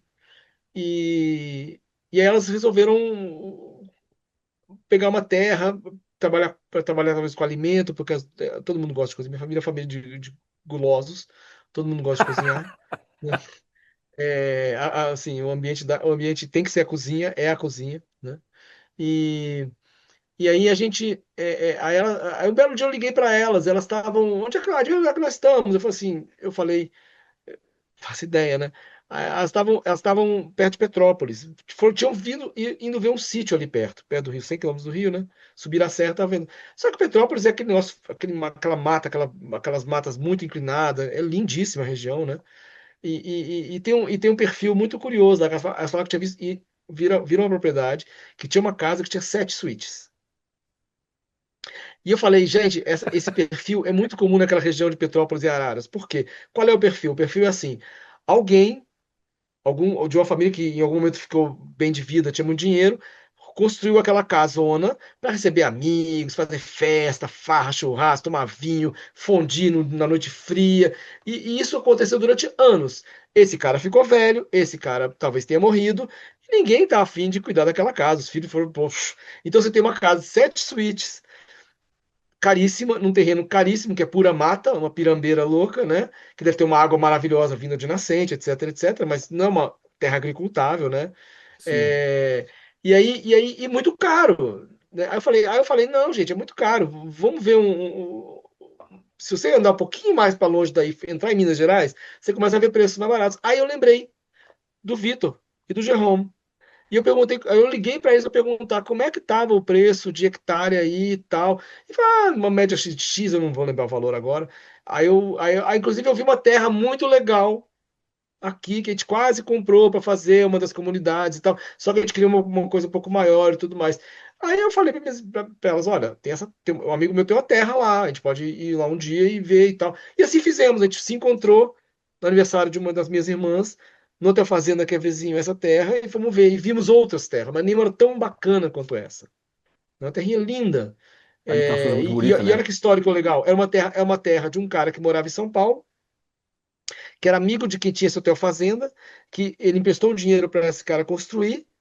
E esse cara, o dono do hotel fazenda, construiu chalés e ficou sem recurso a pagar e quis honrar o compromisso. Então, olha, eu posso te pagar com terra? Então ele vendeu essa terra de 15 hectares para esse cara. E esse cara ficou indo lá, plantou umas árvores e tal, e a terra ficou parada durante esses 15 anos. Olha que bênção. Uma E ela benção é uma mesmo. terra que fica numa cabeceira, depois ela fica numa cabeceira, para trás dela tem só um morrinho assim, né? E é um lugar de nascentes. Algumas já estão degradadas e tal, porque plantaram eucalipto lá em cima, uma nascente secou e tal. Mas é uma terra de nascentes na cabeceira de um rio, encaixadinha num vale, Muito né? legal. Muito legal. Então, assim, aí no final se comprou essa terra, aí eu falei, eu quero morar aqui, né? Então, minha aposentadoria vai ser para lá. Quero morar aqui. Eu faço votos É, que você vá logo assim, para você eu não quero, se aposentar. exatamente, minha não aposentadoria será lá, exatamente. Começar a, da- eu vou me desaposentar. Minha começar a desaposentadoria será lá. escrever mais de novo, dar mais aula de novo. Isso, e eu, assim, eu tenho, quando eu falo minha aposentadoria será lá, é porque a vida que eu vislumbro é muito essa, de tá na Terra mais do que eu estou, porque quando a gente fica muito perto da cidade como eu estou, de Brasília, uma cidade muito grande, poder gravitacional e os trabalhos te puxam para fora, né? Mas quando você está na Terra, que é mais distante de um centro urbano, seu centro gravitacional fica ali mesmo, na Terra onde você está. Então você, Isso. você vai fazendo coisas. Então a minha vida, a vida que eu vislumbro nessa desaposentadoria é trabalhar no sítio, fazer um planejamento muito legal. Ali dá para fazer umas áreas com água e lagos muito interessantes, umas baixadas muito legais, eu quero trabalhar isso também. E água, primeira coisa, claro, né? Assim, aí tem mais tempo de sol quente e tal, de ler, escrever, de estar mais de refletir mais sobre esses fazeres, né? É. Com certeza. Essa é Ali a vida eu, que eu a- vislumbro. ali eu conversei com duas pessoas, né, que tiveram problema com o esquema do fogo, né? Ali, de Uhum. novo, o desenho permacultural ali vai ser importante nesse sentido também. Sim, Que inclusive muita gente da permacultura tem sofrido com fogo, né? sim. E eu É fico terrível pensando, isso. pô, vocês não estavam estudando, não, gente? Tá lá Faltou atrás, essa aula? desde os primeiros Faltou livros, essa né? aula? Mas, ô Sérgio, deixa eu te pedir aqui um favor aqui, Vamos lá. porque eu, enfim, saudade de papear com você, saber como é que estão as coisas e tal, a gente vai aqui trocando enfim, queria retomar um pouquinho o lance do livro, Hum, é, mas bem solto, assim, queria ver como é que foi a impressão, assim, como é que você recebeu isso, como é que você acha que isso chega no momento que a gente está, enfim, queria dar uma posicionada, olha, assim, no livro. tá bom. Você me mandou o livro ainda com o nome provisório que depois mudou, Isso. né? Meu caderno de ida para o campo, né? É, ficou mais vendável agora, colapso e êxodo urbano, né? Chama atenção, né? Eu acho que tem que chamar atenção mesmo, porque esses temas são muito importantes, são candentes e eles têm que ser chamados. E eu me surpreendi quando você começa a ler e tem um lado memorialista, e depois faz sentido porque você está contando aquela história da sua relação com seu avô. Eu não sabia que você tinha tido essa vivência toda, né? Com seu avô, tudo isso, né? Inclusive, eu não sei se eu te contei isso, mas um belo dia, em 1986, eu fazia um estágio em Braslândia, a gente acabou o trabalho e fomos para Mumunhas. E fomos recebidos por um senhorzinho que era o Cabeça dono da branca? casa. E 86, eu não lembro qual casa era. Era a primeira, a segunda ou a terceira? Não era a terceira ainda não, né? Não, 86. não, não era não. Ainda era Era a segunda qual? casa ainda. Ainda A era a segunda segunda casa, casa. que era mais perto É, das cachoeiras. A pessoa que eu tenho é que ela ficava mais embaixo do que ela fica hoje, mais para baixo ali, né? E mais perto de onde são as cachoeiras, né? Enfim, eu tive essa interação com seu avô, sim, né? Né? é, Assim, a interação de chegar lá e pagar uma taxa para ele e parar o carro e, né? sim, Só o que eu lembro. Mas enfim, aí então tem esse lado memorialista que a gente fala, nossa, que interessante, e essas coisas se amarram, né?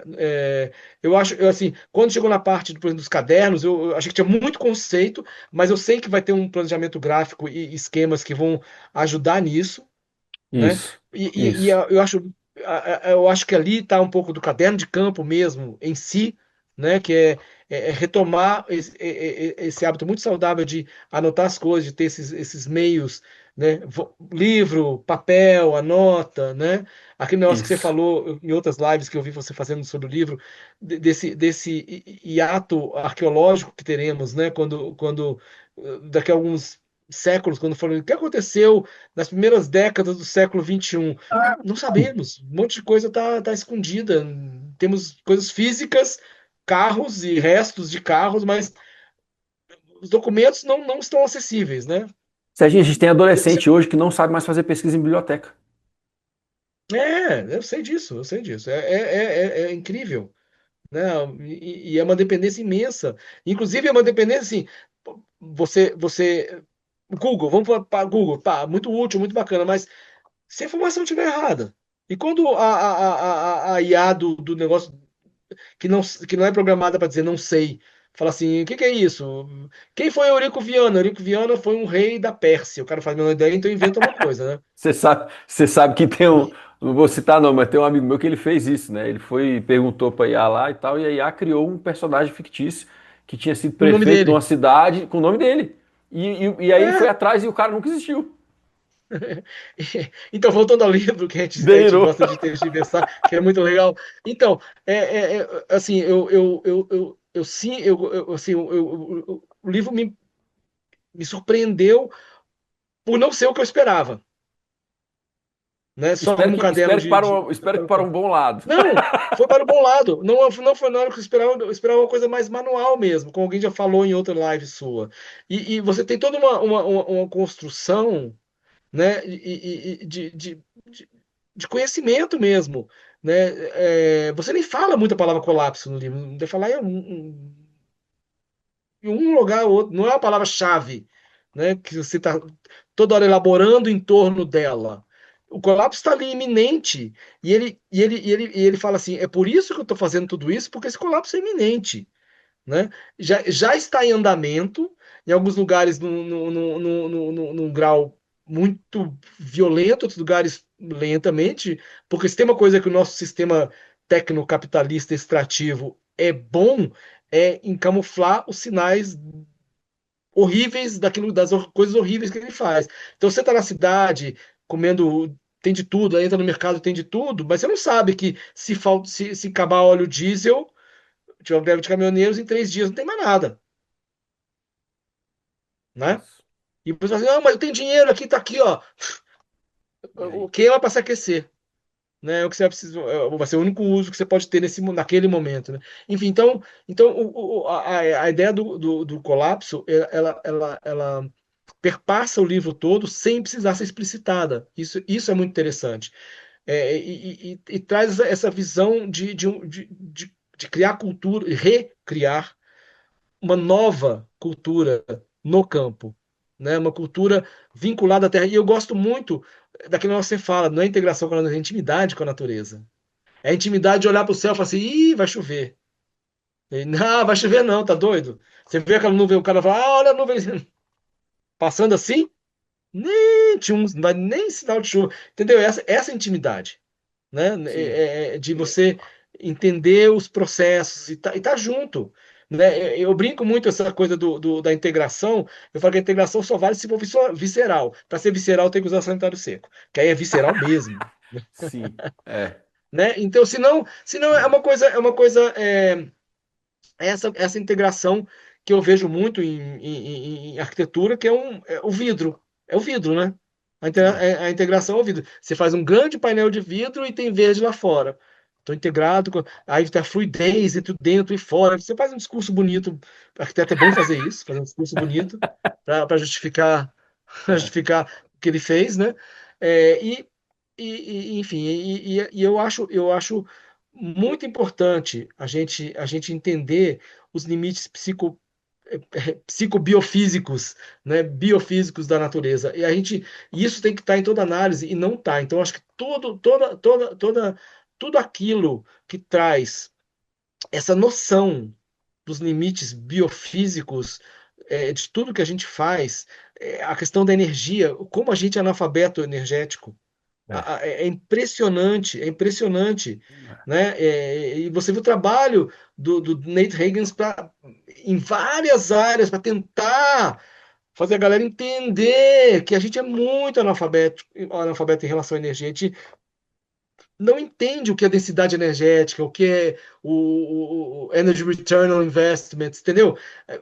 E aí fala assim, não, novas formas de energia. Não, não é nova forma de energia, é nova forma de transformar a energia em algo útil para você É. para o trabalho que nós precisamos, assim, vamos eletrificar, e aquela a transição energética não existe, É. né? A gente só tem adição energética, só botando uma fonte em cima da outra. Nunca se usou tanto carvão quanto agora. A gente não passou do carvão É. e largou o carvão e o petróleo vai largar o petróleo. Não, é agora energia elétrica, agora energia elétrica de painel solar e a curva vai só Vai aumentando. só Então, aumentando. mas a gente sabe. Então, assim, então, para sustentar o mundo como ele é, as cadeias produtivas como elas foram desenhadas e mal desenhadas, assim, mal desenhadas no sentido da sustentabilidade e da permanência, mas foram bem desenhadas para ganhar dinheiro. Assim, para aquilo que elas se propuseram, funcionaram muito bem. Isso. Mas só que tem um efeito colateral danosíssimo que é de vocês aí, não é meu, né? Que me dei bem com isso. Então, é, você vai pincelando essas coisas e construindo esse conhecimento. Eu acho isso muito legal, acho isso muito necessário, e acho legal que tem esse lado de você, quando tiver o livro em mãos, de papel, né? Porque eu li no computador e para mim ainda não é, eu acho chato ler no computador, e vai estar com o projeto gráfico e todos os gráficos e tudo mais. Essa coisa de você realmente fazer o caderno, de ter aquelas informações todas que você tem, né? De você ter você ter tudo isso que você fala para se organizar. Então, por exemplo, a leitura da paisagem no território é uma coisa que eu domino razoavelmente bem, entendeu? Agora, uma coisa que realmente eu não domino e que eu quero muito aprender com você é a parte de gestão. Eu acho muito importante.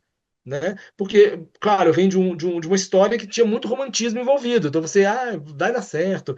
Não, é necessário ter um processo de gestão, e eu acho que você chega muito nesse negócio e bota esse pé no chão, né?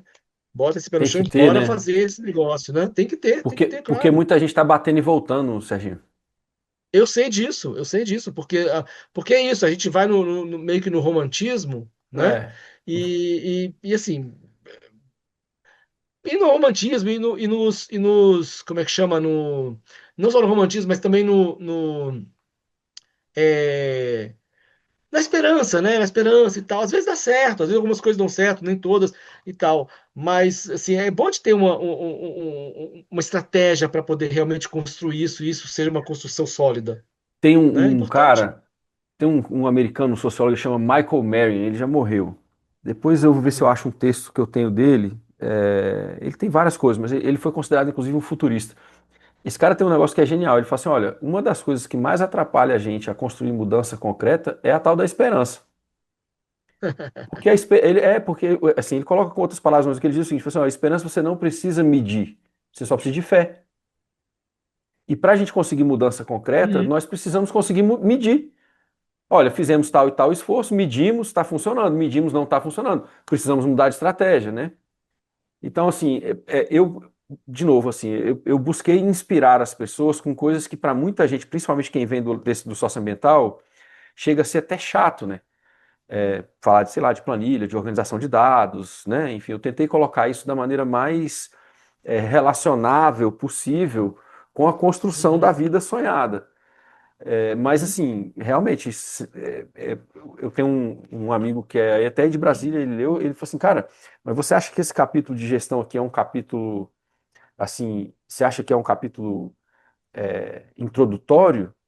Eu falei, é um capítulo introdutório. Ele falou assim, cara, isso aqui está avançadíssimo para a grande maioria das pessoas que estão no campo. É verdade, é verdade. Porque realmente a gente não tem esse perfil. E é o que É, acontece, por exemplo, assim, o MST, que tem todas as dificuldades, mas que é um movimento louvável e necessário, né? total. É, ele demorou muito tempo para eles chegarem nesse ponto. A luta pela terra tomou tanta energia, e tinha que tomar mesmo e tudo mais, que demorou muito tempo para eles conseguirem estabelecer a gestão e tal, que hoje em dia eles começam a ter excelência nisso aí, né? E tem produção Eles orgânica têm um disso. know-how incrível. Organizacional. Demorou um pouco. Mas tem escolas, né? Tem os armazéns do campo. Então, é um exemplo para todo mundo. Não é só chegar na terra e fazer, né? Sim. Também é chegar na terra e fazer, mas se você pensar antes, aí vem de novo a permacultura. Planeja antes, né? Olha o território. Mas não só isso, planeja também outros aspectos organizacionais que nem sempre estão muito. A gente não tem muito esse perfil no Brasil, né? Tem essa sensação, né? Que a gente meio que É, relega isso um pouco. enfim, eu acredito que a gente não tem essa coisa do planejamento, que é uma coisa da nossa dimensão cultural, talvez de um país muito informado pelo viver tropical, né? Não precisa planejar, não precisa planejar muito, tem um clima muito, pelo menos era antigamente, né, muito constante e tal. É E favorável, né? Você pode. Você tem um pé de jaca, um pé de abacate, um pé de manga, e é, pode dormir embaixo né? deles, uma Isso, rede. isso, A vida fica, a né? vida com pouca coisa fica fácil. Mas eu acredito assim, para o tempo que a gente, o cenário que a gente acredita que é o mais provável, ele exige uma preparação. E isso é um desafio para mim, para você, para todo mundo que educa nessa área, porque nós Uhum, precisamos, de certa maneira, tornar a pessoa sensível para a necessidade de planejamento futuro. E isso é uma coisa que ela é um pouco, pelo menos na minha experiência, eu vejo que um pouco disso. Tem pessoas que têm uma inclinação mais natural e pessoas que não têm essa inclinação, né? E a questão do desenho, ela exige que você lide com a dimensão temporal. Tem sucessão, tem interações, tem que ter uhum, feedback, ver o que que funciona, o que que não funciona. E, e, e eu percebo que mesmo com o avanço do MST, mesmo com o avanço de várias pessoas envolvidas com o campo da agroecologia, a gente tem pessoas de peso, pessoas muito competentes, eu acredito que falta esse conhecimento do planejamento integral, o planejamento de área, não só a uhum. gestão, mas a gestão e o planejamento de área integral. No território, né? Porque assim, tudo bem, a agroecologia é essencial, a gente tem muito a aprender ali dentro, a gente tem referências mundiais, né? Mas ela, por exemplo, não liga muito bem as coisas dentro da propriedade.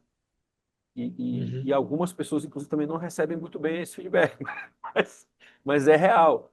Falta, né, A um desenho integração, né? sistêmico, integrado e Uhum. tal. E, e algumas pessoas também comentaram isso, né, que tinham uma expectativa de que nesse trabalho eu fosse falar mais sobre o planejamento de área, né? E eu falei, olha, Uhum. eu usei o planejamento para avisar dos erros principais, mas o livro não aborda o planejamento de forma didática, o planejamento de área, né? Eu não ensino a Já desenhar faz uma propaganda, fica propriedade. para o próximo livro.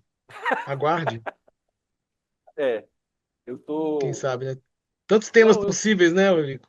não, eu tô bem envolvido com isso pelo seguinte, eu fiz a revisão bibliográfica e agora a gente está esperando a questão da gráfica e tal, né? A gente fez essa revisão dessa parte da comunicação visual e tal. Tá muito bom, inclusive. A Luciana que fez. Só que nessa revisão, eu comecei a anotar algumas coisas que eu Uhum. percebo que as pessoas têm dificuldade de entender em aula. E aí cai para Ah, isso que é? você falou, que é talvez uma coisa mais didática de planejamento, uma coisa até mais concisa, né? Mais técnica, enfim. Uhum. É possível, vamos ver. Agora eu quero fazer uma pergunta assim, sobre o livro também. A primeira coisa que você escreveu assim, deixa eu ver aqui, eu tô com ele aberto aqui, na outra tela. É, você fala da palavra autonomia, que eu gosto muito também. Isso é um comentário primeiro, né? É um comentário que, para mim, autonomia. Assim, a gente vê toda a galera de direita que fala de liberdade, liberdade, liberdade, liberdade, liberdade. Cara, se autonomia. Que Que liberdade é liberdade. essa? Para mim, liberdade são quase sinônimos, autonomia e liberdade. Sendo que a autonomia, ela é sempre limitada aos. Você é um corpo, eu sou um corpo, né? Então, assim, é uma autonomia num contexto social, num contexto comunitário, num contexto biorregional, de vizinhança, etc, etc. Então, assim, eu acho autonomia liber, e liberdade andam juntas e dentro desse bojo da comunidade, porque imagina, eu sozinho vou fazer uma casa. O Zé me constrói uma casa de 3 dias, já tendo a comunidade sabe fazer e todo mundo se junta. Isso é a primeira coisa. A segunda coisa, aquelas 5 áreas da sustentabilidade que você fala, né? Não sei se é assim que se chama, né? Desculpa. São moradia, alimentação, água, saúde e mobilidade. Eu fiquei curioso. Você sempre cita elas nessa ordem. Por que essa ordem? Ou é uma coincidência? Não sei, preciso pensar. Moradia, É, alimentação, água, saúde e mobilidade. eu acho, Sérgio, de novo aqui, né? Eu estou pensando enquanto a gente conversa, mas eu acho que tem a Tá ver bom. com o fato de que a gente precisa, enfim, a gente não é mais nômade há muito tempo, né? E a nossa Uhum, autonomia, ela precisa ser criada a partir de um território. sim, E então a gente precisa repensar a casa, né? Por isso que tanta gente percebeu que a casa ou o apartamento era inútil na pandemia. Porque só o que aquilo dava era um lugar para pendurar a TV e um lugar para dormir. Na hora em que para tomar você não banho. pode ir no shopping, não pode ir no supermercado, não pode ir no parque, não pode ir. Bom, Aí então aquele lugar não serve mais. Então eu preciso me mudar para um outro lugar. O que que é essa, o Aí que que acharam a solução. Agora tem gente que entrega tudo para você. Não tinha, mas continua. Essa é uma solução falsa, totalmente falsa, mas tudo bem. isso, mas assim, aí então assim, precisou ir para um outro lugar por quê? Porque repensou a casa como uma extensão dessa autonomia que você muito bem explicou. A casa, Uhum, ela pode e deve ampliar a nossa autonomia. Então claro. a casa vem primeiro porque ela precisa abrigar a nossa condição de produzir alimento. Ela precisa abrigar a nossa condição de captar água e tratar efluentes, né? Legal. Ela Faz precisa sentido. abrigar a nossa capacidade de ser mais saudável. A casa precisa ser um lugar, eu falo mais no final do livro, dos santuários, né? A casa precisa ser um lugar que promove saúde. Uhum. Só que a gente precisa conseguir viajar entre uma casa e outra, entre um lugar e outro, inclusive para conseguir viabilizar energia, que não muito tempo atrás era lenha. Então, o ir e vir é um direito humano inalienável, porque ele garantia a nossa capacidade de viabilizar as nossas vidas, né? E ele está É, e é sendo necessário, cerceado. né?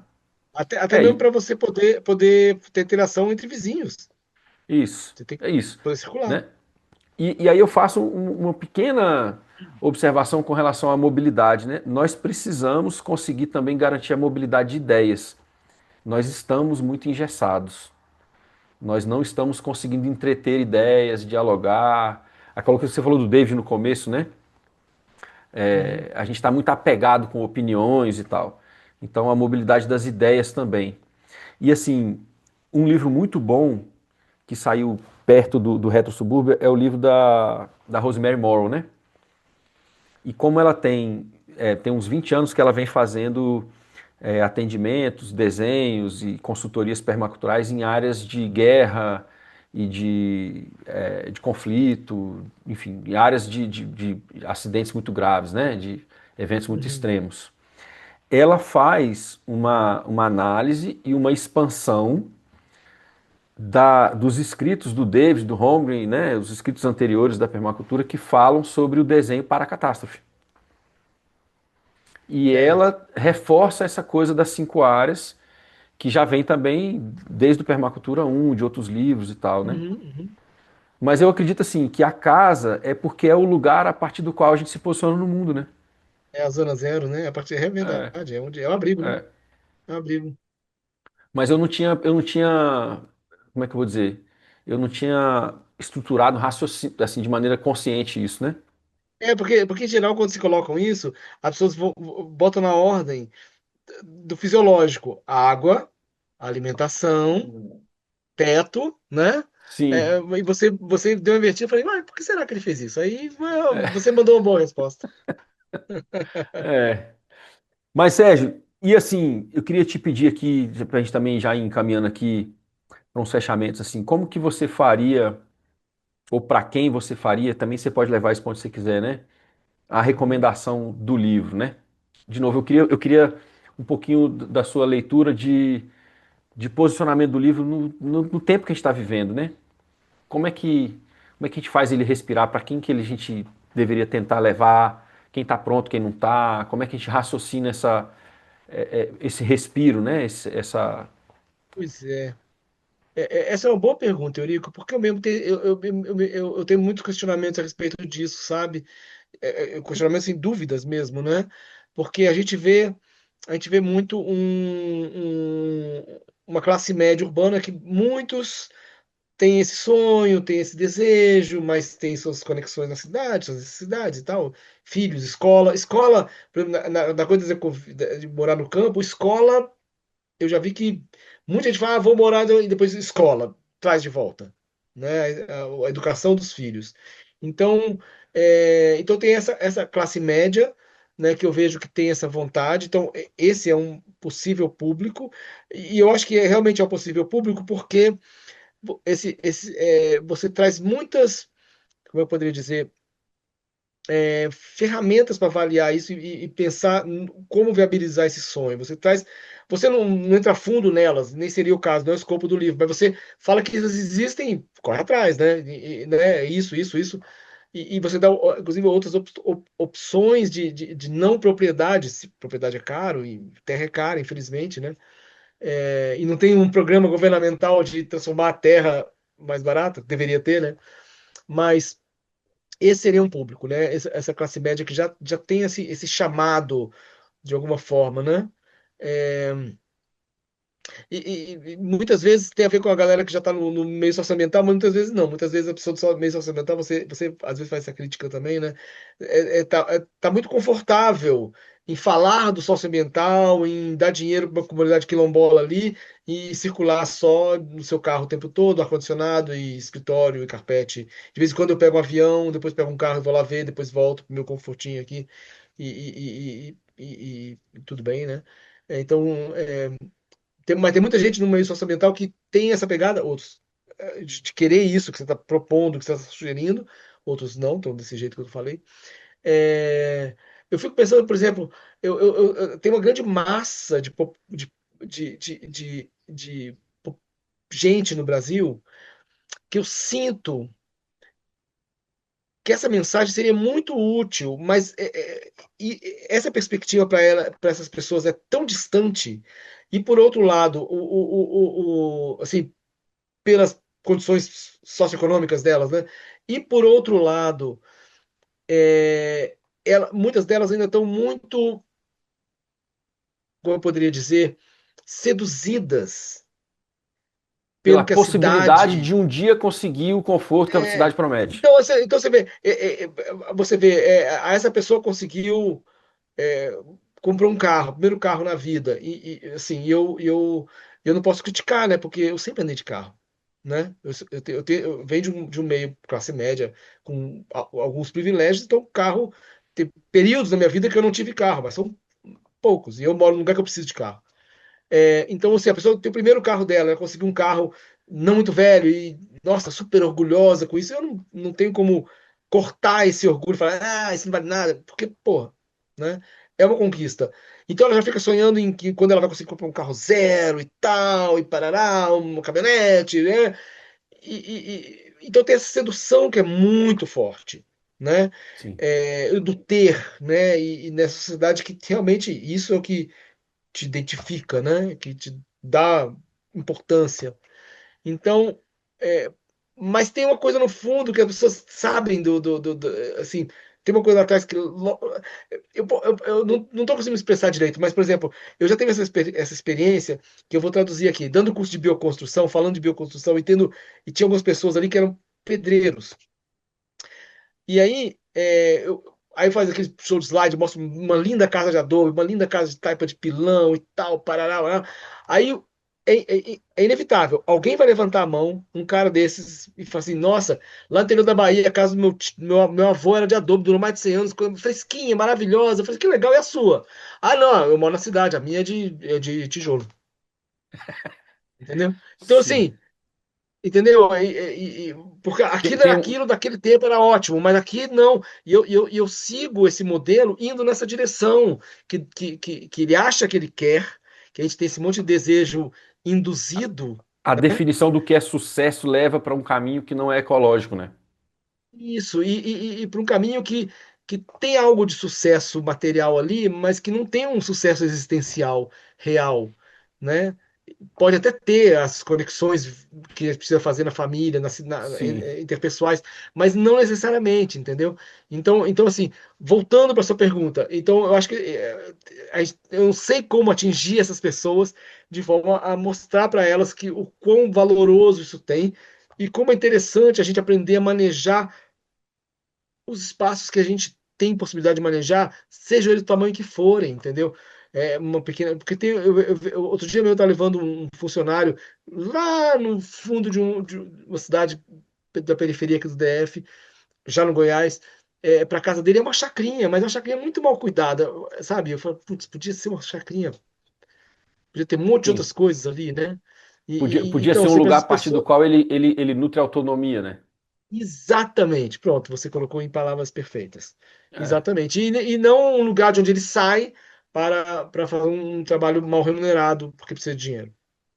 Um outro comentário que eu recebi recentemente foi assim: Rico, por que que você não leva esse livro para as pessoas que estão desenvolvendo os programas de resiliência climática e tal, né? E aí eu falei assim de maneira até meio jocosa, eu falei, olha, se me pagarem bem, eu não gosto muito de lidar com político, não. Aí a pessoa ficou meio assim, né? E aí, a gente conversando e tal, e ela falou para mim assim: olha, eu vou colocar isso de uma outra maneira.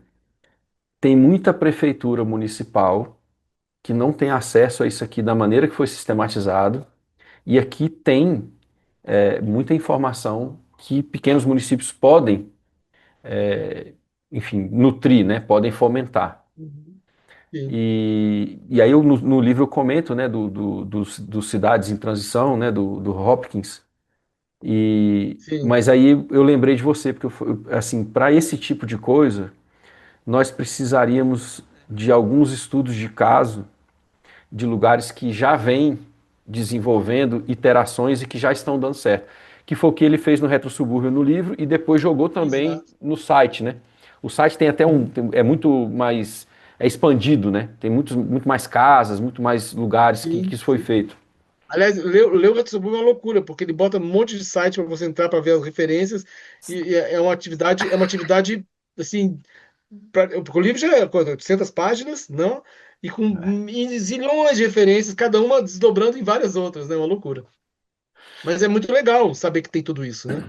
É, mas, Sérgio, aí de uma maneira mais sucinta, se você for jogar o livro Colapsos Urbano na mão de alguém assim com uma recomendação para provocar a leitura, como você faria? Estando em Brasília, eu botaria na mesa dessa galera que não tem tanto poder assim, não está nos cargos de direção e chefia, mas que tem esse negócio e você acha que você municiaria essas pessoas de muitos argumentos. Então, onde?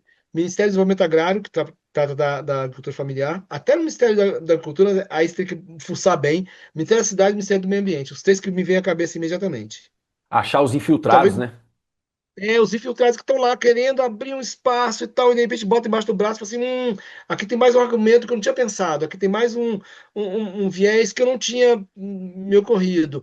Então, essas pessoas eu acho que estão lá e pode ter numa direção, isso aqui talvez a gente possa entrar naquele programa, fazer alguma coisa assim, blá, blá. E aí você abre Eu, uma vertente ali, sabe? eu quero explorar isso, sabe? Eu quero explorar assim como que apresenta o livro para pessoas que estão prontas e já agindo.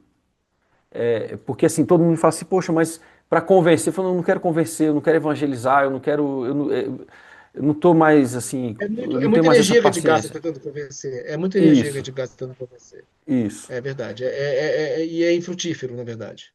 E aí eu tenho perguntado um pouco disso, né? Assim, para quem você Uhum. indicaria? Como você indicaria? Porque essas pessoas, elas já estão num grau de envolvimento com essas questões que já está mais maduro, sabe? Elas já estão, ou já estão agindo, ou já estão na beira de agir, né? Já estão saturadas de Uhum. discutir, né? Sim. E, enfim, é uma vontade que eu tenho, assim, de conseguir Eu vou colocar pensar em outro melhor caminho, isso. mas esse foi o primeiro caminho que me ocorreu estando na capital. Eu mesmo não tenho muito trânsito em órgãos governamentais, eu circulo totalmente a parte disso. Mas, assim, eu acho que tem ali algumas frestas, sabe? Por onde, Sim, umas achadorinhas que dá para entrar. sim. Vou pensar como chegar lá, né? A gente Ô, pode procurar Sérgio, algumas pessoas. te fiz uma afronta aí, né? Botar palhinha no computador, já fico o dia inteiro desenhando no computador, né? Não, mas como eu tenho tido dias de outras atividades fora, não foi tão grave assim, não. Os olhos não reclamaram. Assim, eu tô com muita atividade de implantação fora daqui, então Queria não te tô tão assim, agradecer não. muito, viu? Para quem Pô, está cara, não tem ouvindo a de gente quê. aqui, assistindo, o Sérgio fez também uma recomendação que está saindo na contracapa do livro. Ficou bem bacana também o trabalho de ilustração da capa e contracapa. Valorizou bastante, queria agradecer. Pô, não Enfim, tem de quê. e não deixando aqui passar, já deixando aqui na nossa conversa, porque muita gente de Brasília vai nos assistir, nos ouvir. Em breve, no Nós na Teia, a gente vai estar com o livro impresso, fazendo um lançamento no Nós na Teia. Lançamento. Aí a gente vai fazer essa roda de conversa aqui ao vivo, com as pessoas da região aí, enfim, né, com os livros impressos. Então, logo a gente conseguir tirar da gráfica, a gente marca a data. Perfeito. Sim, senhor. Serginho, Estaremos obrigado aqui demais, esperando. viu? Prazer, Eurico. Prazer conversar contigo. A gente tem que conversar mais vezes. Eu gosto de conversar com você. É Pois bom. é. Vai ser bom aí no Nós na Trocar Teia mais também, pra ideia. gente esticar um pouco disso aí, Legal. presencial. Maravilha. Meu velho, brigadão, viu? Eu que agradeço. Valeu. Abraço. Sucesso. Para todos nós, estamos precisando. Com esse apoio vai ajudar muito. Obrigado. Muito bom. Valeu. Um abração. Valeu.